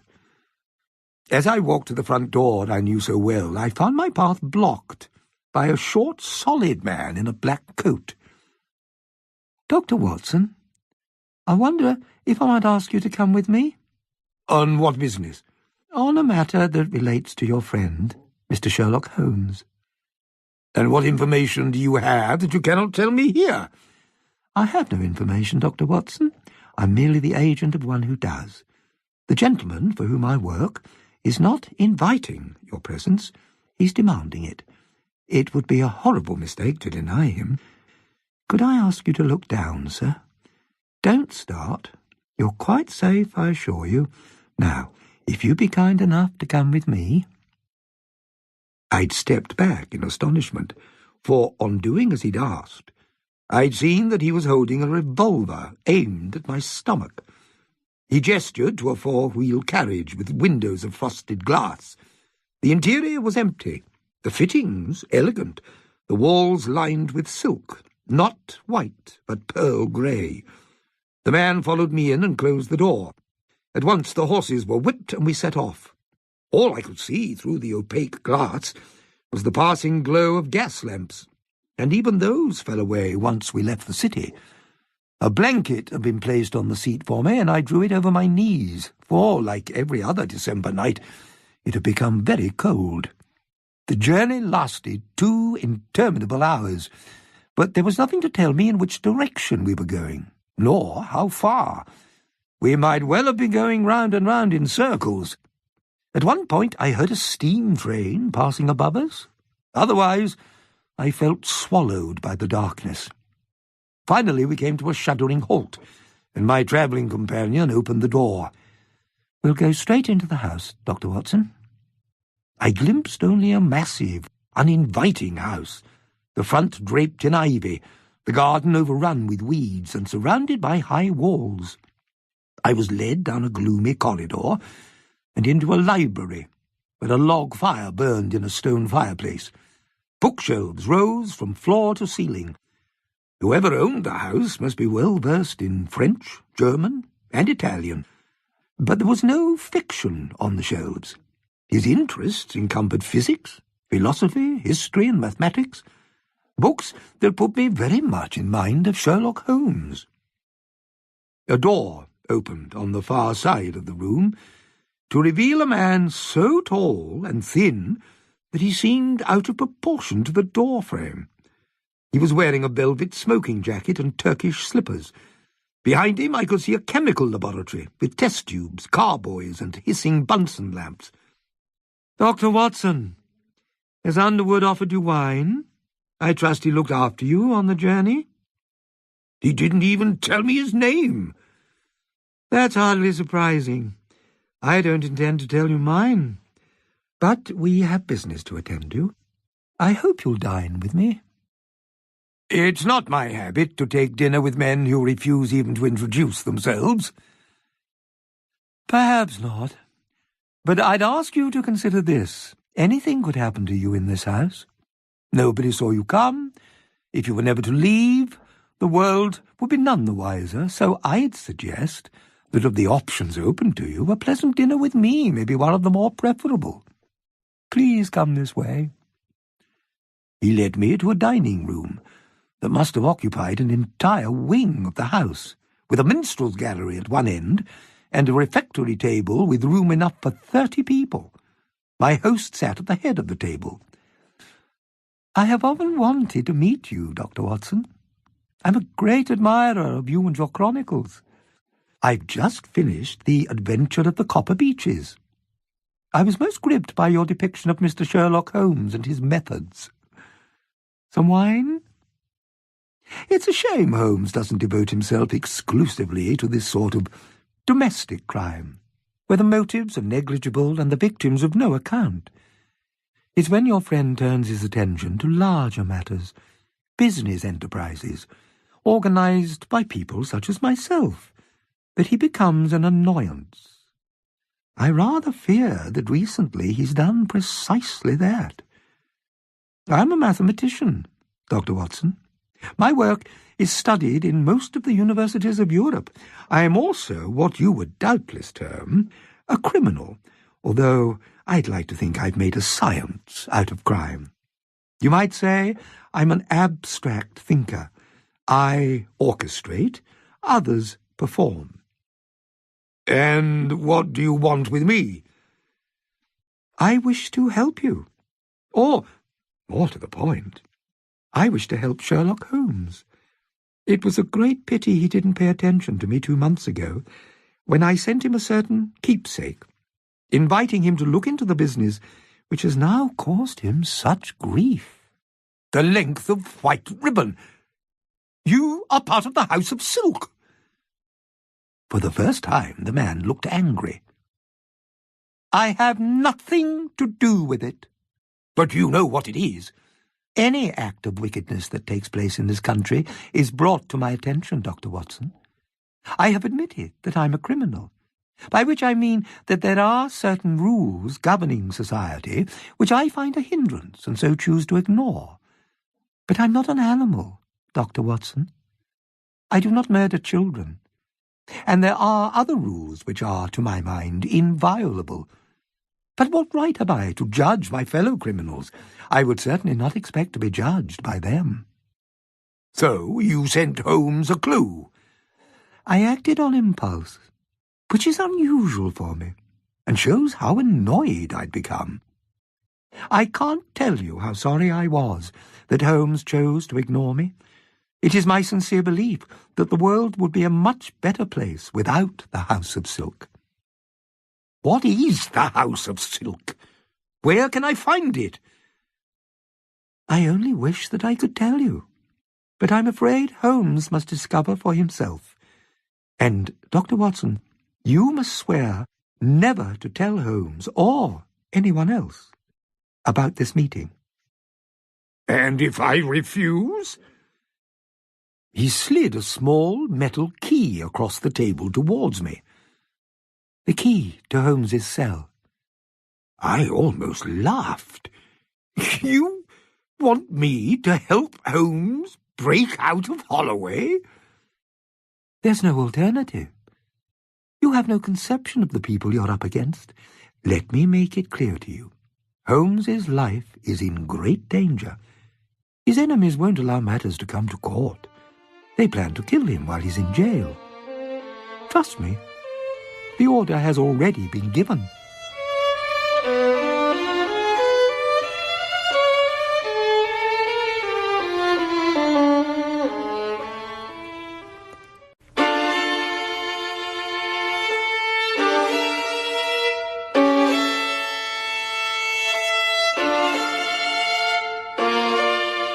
With the key to Holmes's cell concealed in the spine of a leather-bound book, I knocked on a door beside the outer gate of the prison. It was opened by a surprisingly jovial officer who had a bunch of keys hanging from a wide leather belt. "Come in, sir. It's more pleasant in than out, and there's not many days you can say that." I watched him lock the door behind us, then followed him across a courtyard to a second gate, smaller, but no less secure than the first. We entered a corridor with an open door to one side, and it was through here that I was taken to meet the chief warder. "Oh, Dr. Watson, my name's Hawkins. You've come to see Mr. Sherlock Holmes?" "Yes. I'm sorry to have to inform you that he was taken ill this morning.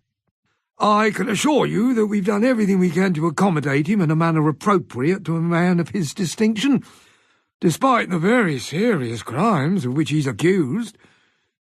"What's wrong with him?" "We have no idea. He took his lunch at 11 o'clock and rang the bell for assistance immediately after. My officers found him doubled up on the floor of his cell." I felt an ice-cold tremor in the very depth of my heart. "Where is he now?" "In the infirmary. Our medical officer, Dr. Trevelyan, has a number of private rooms which he reserves for desperate cases. He insisted on moving Mr. Holmes there.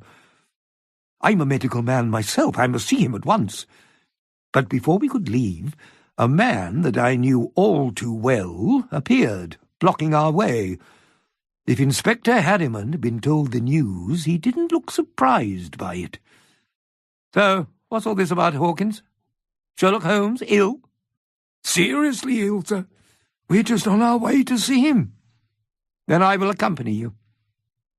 The three of us set off through the depths of the prison.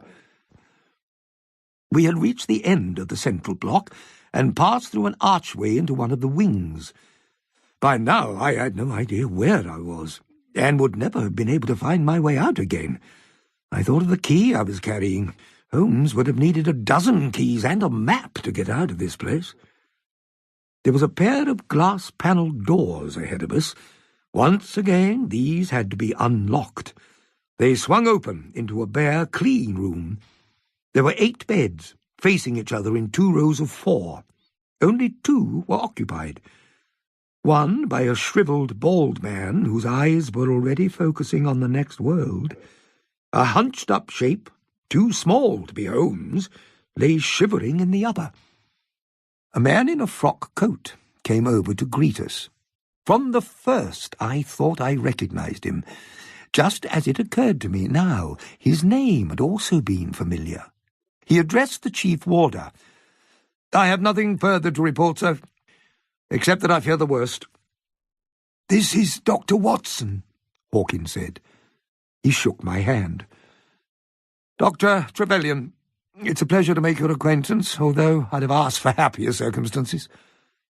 I was certain I knew him, but by the way he'd spoken and the firmness of his handshake, he was making it clear that even if we weren't meeting for the first time, this was the impression he wished to give. "It is food poisoning?" Harriman demanded. "I'm positive that poison of one sort or another is responsible," Trevelyan replied. "As to how it came to be administered, it is not for me to say, though all the prisoners in the wing eat the same food, and only he has become ill." "Well, I don't believe a word of it. Where is Mr. Holmes?"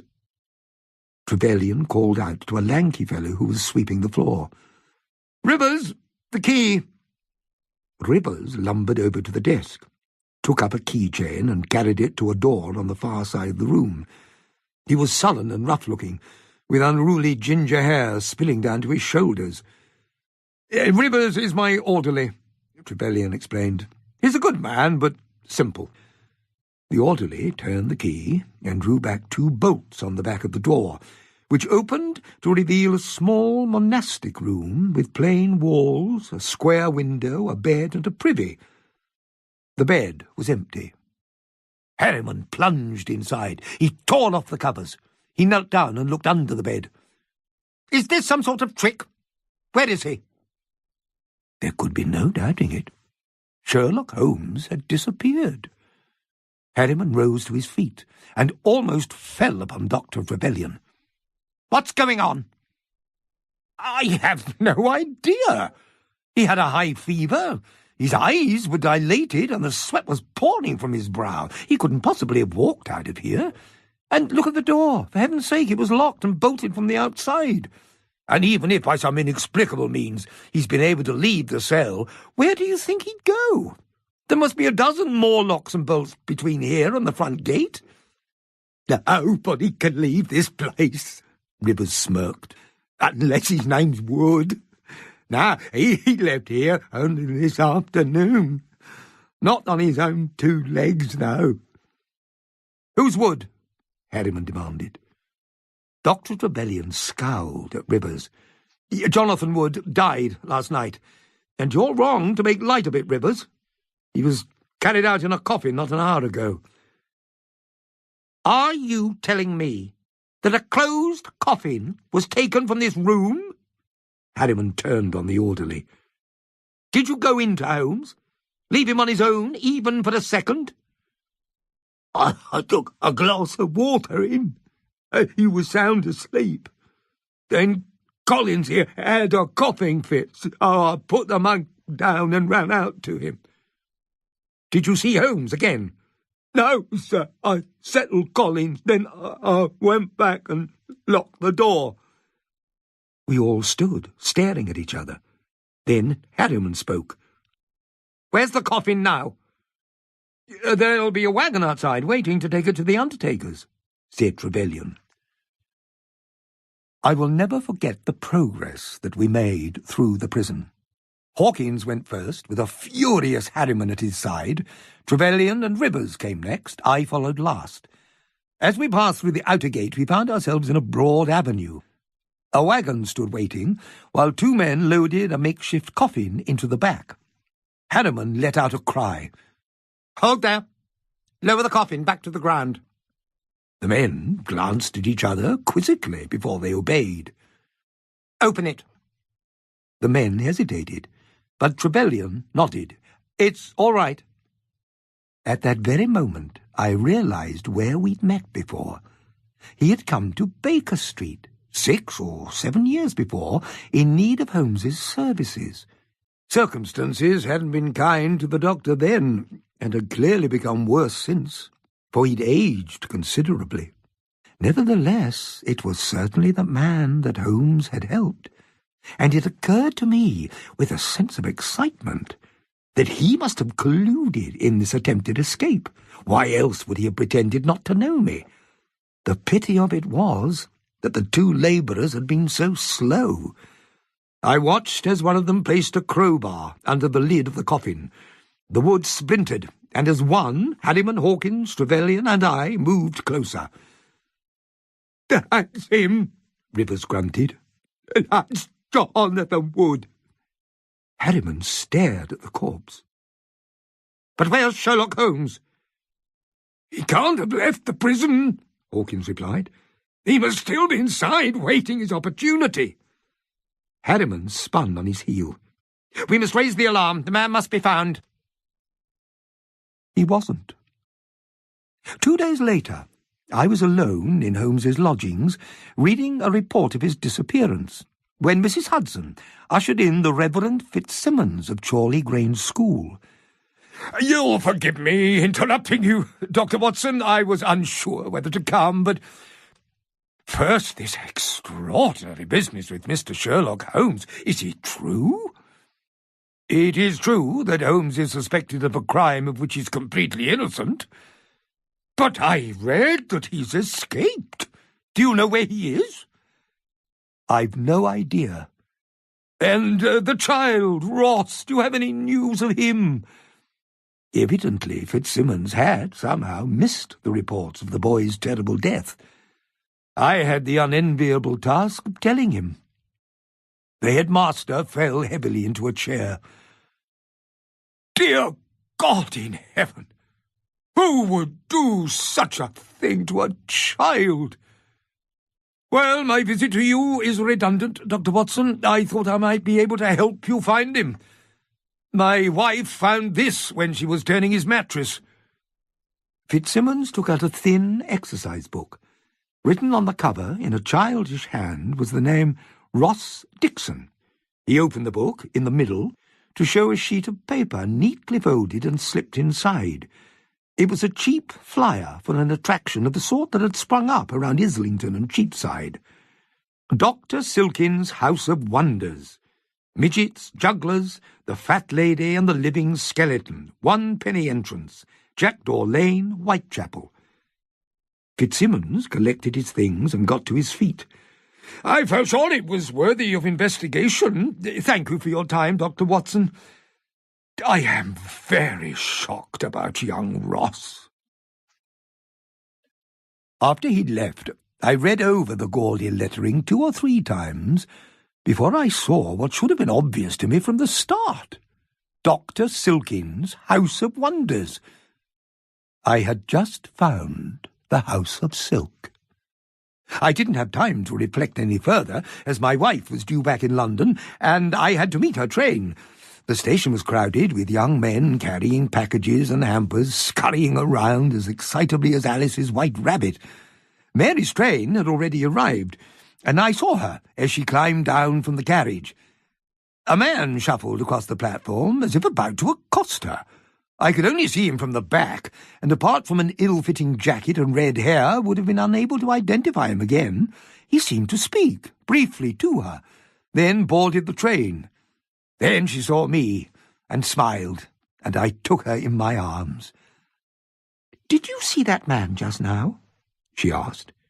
"Did he speak to you?" "He addressed me by name, and he pressed this into my hand." She produced a small cloth bag. There was something heavy inside it.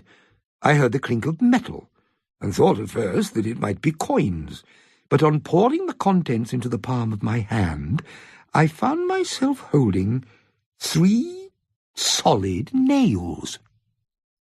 "Why on earth would anyone give you a bag of nails?" The words were no sooner out of my mouth than I understood and let out a cry of exultation. "The bag of nails! Of course! I believe, Mary, that you may have just met Holmes himself." There was one man sitting in the saloon bar of the Bag of Nails, and it was not Sherlock Holmes. To my great surprise, and somewhat to my mortification, I recognized Dr. Trevelyan's orderly, Rivers. "Sit down, Watson.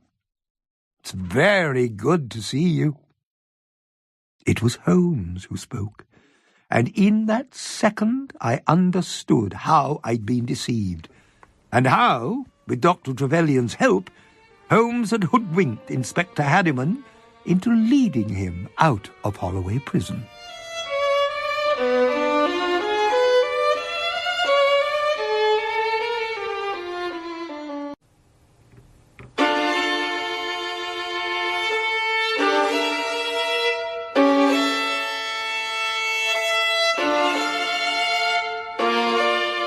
A man in a frock coat, with a pointed nose and the bright eyes of a pantomime Mephistopheles, imposed himself on us. "1 penny entrance, Dr. Silkin's House of Wonders. It will astonish you. It will amaze you." "You are Dr. Silkin?" Holmes asked. "I have that honour, sir." We paid our pennies and passed into a cobbled yard. Some of the entranceways had been hung with crimson curtains, and signs advertising the man with no neck, the five-legged pig. A shooting gallery had been set up inside one of the buildings, and I could hear the crack of rifles. There were also gypsy wagons with platforms between them for performances, and all around a crowd, far larger than I'd expected, laughed and applauded. "Do you still believe this to be the House of Silk?" asked Holmes. "Are you telling me you don't think it is? I knew from the outset there was no possibility." For once I couldn't hide my irritation. "Then perhaps you can tell me why we're here?" "Because we were invited, Watson. You were meant to give that flyer to me." At that very moment my breath caught in my throat. There was a fortune-teller sitting on a raised platform. As I caught her eye, she raised a hand in salutation. And there it was, tied around her wrist, a length of white silk ribbon. I climbed the steps. "I'd like to have my fortune told." She took my hand. "A doctor, and married. Happily, no children. Have you come here alone?" "I'm with a friend." "Then I have a message for you. You'll discover the answers you seek in the rooms above the shooting range. But tread carefully, Doctor. The building's condemned and the floor's lousy." I climbed back down to Holmes. "So, now we're to be guided by fortune-tellers. Well, Watson, we must see this through to the end." The shooting gallery had a staircase twisting unevenly above. On the upper floor, the dust was thick on every surface. The light from the torches, which blazed around the fair outside, cast distorted shadows. "Watson," Holmes muttered, and the tone of his voice was enough to tell me what he desired. I produced my gun. In the far corner, a spindle-top and a lead soldier lay abandoned on the floor. There was something infinitely pathetic about them. Had they belonged to Ross? I moved towards them, just as had been intended, for too late did I see the man step out from behind an alcove and strike me on the arm with a cudgel. I felt a blaze of pain, and my gun clattered to the floor. "Don't either of you move, or I'll shoot you where you stand." The man who'd lured Holmes into the trap at Creer's opium den emerged from the shadows. He was holding a revolver, and the man with the cudgel picked up my gun. "Good evening, Henderson," Holmes remarked. "You aren't surprised to see me, Mr. Holmes?" "On the contrary, I'd fully expected it." "And you remember my friend, Bratby?" Holmes turned to me. "This was the man who held me down while the opiate was forced on me." Henderson laughed.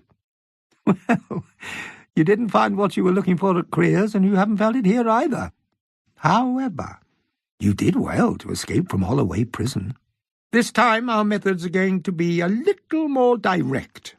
I've been instructed to shoot you like a dog." "In that event, would you be so kind as to satisfy my curiosity? Was it you who killed the girl in Coppergate Square?" "It was." "And her brother, Ross?" "Yes." "Can we get this over?" Bratby urged. "Not yet, Jason." For once, I didn't need Holmes to explain why they were waiting. For the moment, the shooting alley was silent. The two assassins were waiting for the rifles to recommence, to mask two further gunshots up here. "You might as well put down your weapons and give yourselves up," Holmes remarked. "There's going to be no killing tonight. The fair's over." For the first time I realized that the barrel organ had stopped. The crowd seemed to have departed. "Put those guns down!" a voice cried out. Henderson swung his gun round. There was a fusillade of shots, and he was literally thrown off his feet, blood pouring from his head. Bratby spun round, and a bullet hit him in the chest. "You left that very late, Lestrade," said Holmes. "I was interested to hear what the villain said." I looked round. and saw that Inspector Lestrade was indeed here, and 3 police officers with him. Holmes turned his attention to me. "How's the arm, Watson?" "Nothing that a little embrocation and a whisky and soda won't cure. But tell me, Holmes, you knew all along that this was a trap?" "It seemed inconceivable that an illiterate child would keep an advertisement folded under his mattress. But the name, Dr. Silkin's House of Wonders. My dear Watson, Silkin isn't so uncommon a name. They could just as easily have used Silkin the timber yard in Battersea." Holmes picked up my gun and handed it to me. "Will you accompany me a little further, Watson? And you, Lestrade?" We returned to Chorley Grange School for Boys. Where else could the investigation have taken us? Somebody had left the flyer for the headmaster to find. Lestrade brought 10 men with him, in 4 separate carriages that followed each other silently. We stopped a short distance from our target, which was not the school itself, but the square building on the other side of the lane. Fitzsimmons had told us that it was used for musical recitals, and in this at least he must have been telling the truth, for there were several coaches parked outside, and I could hear piano music coming from within. It was 8:30, and it had begun to snow as we took our position behind a clump of trees. I heard the soft rattle of an approaching carriage, a brougham pulled by a couple of fine grey mares. I glanced at Holmes. There was a look of cold satisfaction in his face. "Do you see, Watson?" In the moonlight, I saw a raven and 2 keys painted in gold on the side of the brougham. It was the family crest of Lord Ravenshaw, the arrogant man whose stolen watch we'd restored to him. The coach turned into the driveway, and Lord Ravenshaw descended. He walked to the front door, and as the light spilled out, I saw something dangling from his hand. It was a white silk ribbon. He was admitted. "Exactly as I thought," Holmes said. "Watson, your gun's loaded. A single shot, Lestrade. That'll be the signal for you and your men to come in." We crossed the road, and Holmes knocked on the door. It was opened by a young man I hadn't seen before. "Dr. Ackland recommended you to me," said Holmes, using the name of his accuser in court. "And did he provide you with any token?" Holmes produced a length of white silk ribbon. The effect was immediate. "Come in." The steward led us through an opulent hallway. Gas lamps in ornate holders poured light onto elaborate rococo mirrors. We were shown into a conservatory filled with ferns. "If you'll wait here, gentlemen, I'll inform the master of the house." As he disappeared, I said, "For heaven's sake, what is this place?" Holmes looked at me grimly. "The House of Silk. It's been in front of us all the time, Watson. Do you remember the charity Fitzsimmons told us he was working for? The Society for the Improvement of London's Children. SILC. Somewhere, far above us, I heard someone cry out, and my blood froze, for I was sure it was the sound of a child. We slipped out into the corridor and up a staircase. There was an odour in the air that was sweet and unpleasant. Even though the truth had still not fully dawned on me, my every instinct was to leave this place. Holmes opened the door closest to him, and together we looked in. At the candles, the mirror, the bearded man we'd never seen before, sitting, dressed only in a white shirt, at the boy, on the bed, behind him. I didn't want to believe it, but nor could I disavow the evidence of my own eyes, for that was the secret of the House of Silk. It was a house of ill repute, one designed for men with a gross perversion and the wealth to indulge it. Their wretched victims have been drawn from those same schoolchildren I'd seen at the austere school across the road, plucked up the London streets, with no families or friends to care for them. Ross had briefly been one of them. No wonder he'd run away. What sort of country did I live in, I wonder, that could so utterly abandon its young? "What the devil do you think you're doing?" thundered the man. Holmes closed the door, and at that very moment I heard Fitzsimmons cry out as he entered the conservatory and found that we'd gone. A door opened further down the corridor, and a man stepped out, his clothes in disarray. It was Inspector Harriman. Without a second thought, I took out my revolver and fired the single shot that would bring Lestrade and his men rushing to our aid. More doors flew open, and middle-aged men lurched into the corridor, their faces filled with panic, as Lestrade and his men appeared on the scene. Holmes was already chasing down the staircase after Harriman, and I followed. We plunged into the snow just in time to hear the crack of a whip as a four-wheeled curricle, drawn by two horses, raced towards the gate. Holmes leapt into the nearest vehicle, a flimsy dog-cart, and somehow I managed to clamber into the back. We might have had one horse less than Harriman, but our vehicle was lighter and more agile, and the little dog-cart simply flew over the snow. Holmes held the reins with both hands, keeping his balance with his feet. Every pothole threatened to throw him as we careered down the hill. Harriman was no more than 40 yards ahead. Somehow we were managing to close the gap between us. The lane veered round to the left. If we tried to take it at this speed, we'd surely be killed.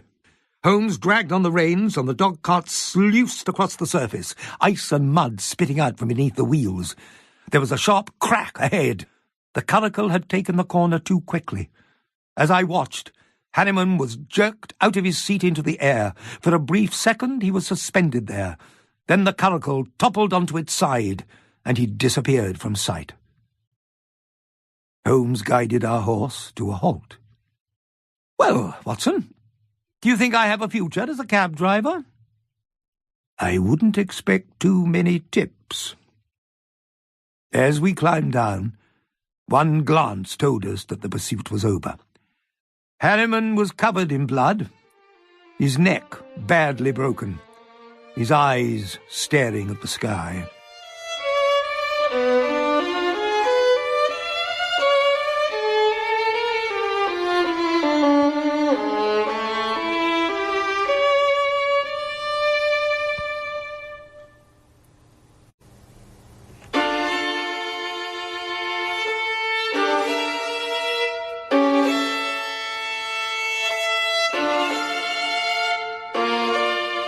When we arrived at Ridgeway Hall, Holmes was unperturbed by our frosty reception. "Mr. Carstairs, you came to me because you were being terrorized by a man in a flat cap, a man you believed to be Keelan O'Donoghue from Boston. I can tell you that I am now in command of the facts, which I am happy to share with you. I can also tell you who killed the man at Mrs. Oldmore's hotel. You may try to persuade yourself that these things are no longer important, but let me put it very simply. If you wish to save your sister, you'll hear what I have to say."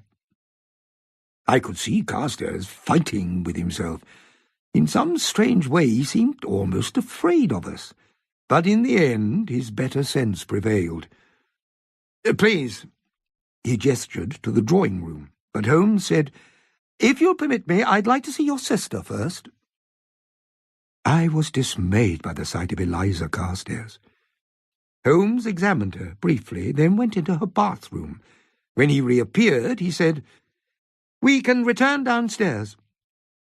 Bemused, we followed him to the drawing-room, where Catherine Carstairs was no more pleased to see us than her husband had been.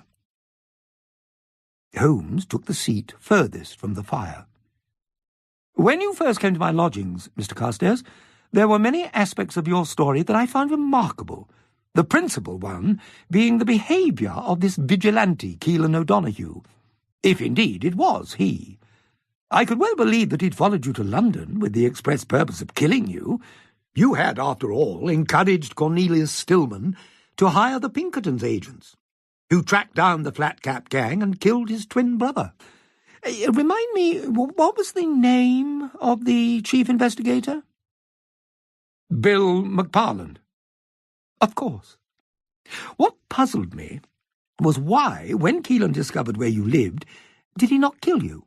Nobody knew he was in the country. He could have been on a ship back to America before you were even in the morgue.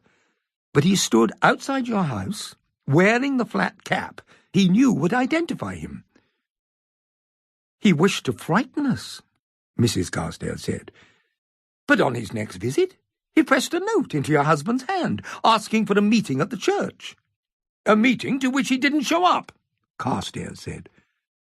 His final intervention in your life came when he broke into the house and stole £50 in jewellery from your safe. By now, I'm finding his behaviour more than remarkable. Not only does he know exactly which window to choose, he somehow got his hands on a key, lost by your wife several months before he arrived in the country. And it's interesting, is it not, that he's now more interested in money than murder? He could have climbed the stairs and killed you both in bed. But I woke up and heard him.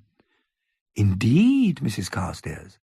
I take it that you and Mr. Carstairs sleep in separate rooms. Carstairs flushed. Our domestic arrangements have no bearing on the case. You don't deny it? Very well. Our intruder makes his getaway to a private hotel in Bermondsey, where a second assailant stabs him to death and takes not only his money, but anything that might identify him, apart from a cigarette case, which bears the initials WM. Now, it may help if we put ourselves in the position of this mysterious visitor. He seeks a private interview with a member of this household. To begin with, he watches from a distance. But finally he approaches with a note written in large letters. Is it possible, perhaps, that he intended simply to hold it up so that it could be read through the window? Unfortunately, however, Mr. Carstairs returned unexpectedly early to the house, so the visitor hands the note to him, knowing he's being watched from the breakfast room. His meaning is now rather different. Find me, or I'll tell everything I know. Of course he doesn't turn up at the church. The warning was enough. But who did he wish to speak with, if not with me? Who was in the breakfast room at the time? Carstairs frowned. My wife. Anyway, who was this man if it wasn't Keelan O'Donoghue?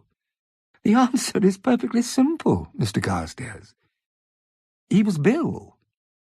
Or William McParland. Consider, we know McParland was injured during the shootout in Boston. Your man had a recent scar on his right cheek. We also know he'd fallen out with Cornelius Stillman, who'd refused to pay him the amount of money he believed he was owed.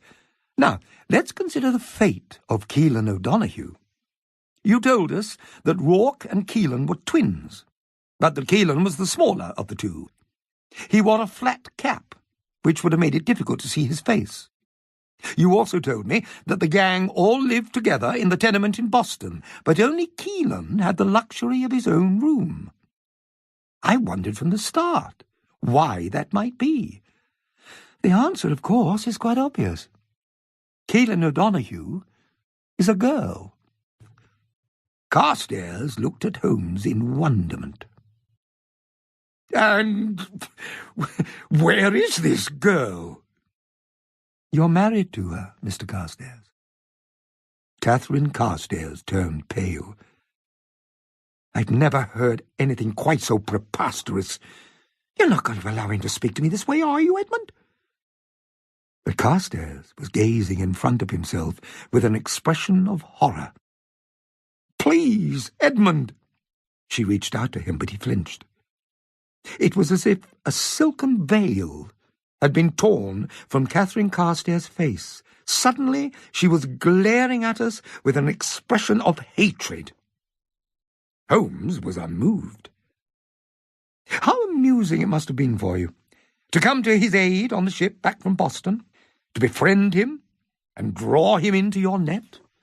You played the part of the devoted wife, and your charade was made easier by the fact that you sleep in separate rooms. I fancy you've never allowed yourself to be seen in a state of undress. There was the inconvenience of that tattoo, was there not? The tattoo containing the initials of your twin brother. All would have been well but for the arrival of Bill McParland. He tracked you from Boston, and he demanded the money he felt entitled to. If you paid him, he'd let you keep your secret. You opened the window and allowed him to climb in. You opened the safe with a key which you'd never in fact lost, and you gave him the necklace which belonged to the late Mrs. Carstairs, and which you knew had great sentimental value to your husband, out of malice. But McParland made a mistake. The £50 you gave him was only a first payment. Foolishly, he gave you the name of the hotel where he was staying. While your husband was at his gallery, you went to Bermondsey and climbed into the hotel through a back window. You were waiting in McParland's room when he returned, and took him unawares. With McParland dead, there was nothing to stand in the way of the rest of your scheme. It was your intention to kill Edmund's family, one at a time, his mother, his sister, and then he. "My mother?" Carstairs gasped. Holmes nodded. "Your wife deliberately blew out the flame of her gas fire, leaving the old lady to perish." "And Eliza?" "Your sister uses strong lavender bath salts. I would say that a small measure of aconitine has been added. An innovative method of murder, Mrs. Carstairs. And you have no idea what I was planning for you, Edmund." Catherine Carstairs turned to Holmes. "Do you have a policeman waiting outside?" I saw a coldness in Holmes that went beyond anything I'd ever seen before. "I do indeed, Mrs. Carstairs, but I haven't finished yet. There's still the death of the boy to be accounted for." Holmes turned to her husband, who flinched. His wife regarded him curiously. "That night, when you accompanied us to Mrs. Oldmore's hotel, Ross had been left on watch. When he saw us approach, at once I perceived he was terrified. He asked who you were. Watson attempted to reassure him, and in doing so both named you and gave the boy your address. That, I rather fear, was to be the death of the boy. I had assumed Ross was frightened because a murder had taken place, that he had seen the killer, and for reasons of his own had decided to keep silent. But I was wrong. What had frightened the boy was the sight of you, Mr. Carstairs, because he recognized you from the House of Silk. God knows what you had done to that child." "What's the House of Silk?" Catherine Carstairs asked. "I won't answer your question, Mrs. Carstairs, except to say that this marriage of yours would only have worked with a certain sort of man, one who wanted a wife to give him a certain standing in society. On the first day we met, my interest was aroused when your husband told me he was late for a Wagner opera, on an evening when no Wagner was being played in town. Ross was, in all of this, the victim, but he was also old beyond his years, and poverty and desperation had driven him to crime. He'd already stolen a gold pocket watch from one of the men who'd preyed on him. When he got over the shock of encountering you, Mr. Carstairs, he must have seen the possibility of considerably more. Did he threaten to expose you if you didn't pay him a fortune? Or had you already scuttled off to Fitzsimmons and his gang of thugs and demanded that they take care of the situation? You are a man as debased and as vile as any I have ever met." Holmes rose to his feet. "It occurs to me, in some ways, your marriage wasn't as ill-judged as might be thought. The two of you are made for each other. The police are waiting outside. We'll show ourselves out." Holmes never mentioned the House of Silk again. But reading the newspaper one morning, he drew my attention to a brief article concerning Chorley Grange School, which had been closed down. "It's not enough," he muttered, crumpling the paper in both hands. Then added, "Poor Ross." That evening he announced he was going out, and refused my offer to accompany him. The following day, in the evening paper, I saw a report of a great fire on Hamworth Hill. A building that had once been occupied by a charitable school had been razed to the ground. I asked no questions, nor did I remark to Holmes that his coat carried about it a strange smell of cinders. That evening he played his Stradivarius for the first time in a while. I listened with pleasure to the soaring tune as we sat together on either side of the hearth. I hear it still, as I lay down my pen and take to my bed. The style is unmistakable. It's Sherlock Holmes who's playing. It must be. I hope that he's playing for me.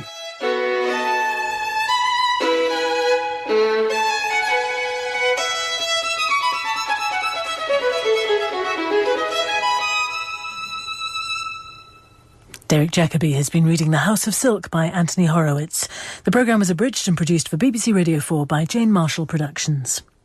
On Monday night, we begin the first of 5 readings taken from Polly Sampson's short story collection entitled Perfect Lives, the new book at bedtime.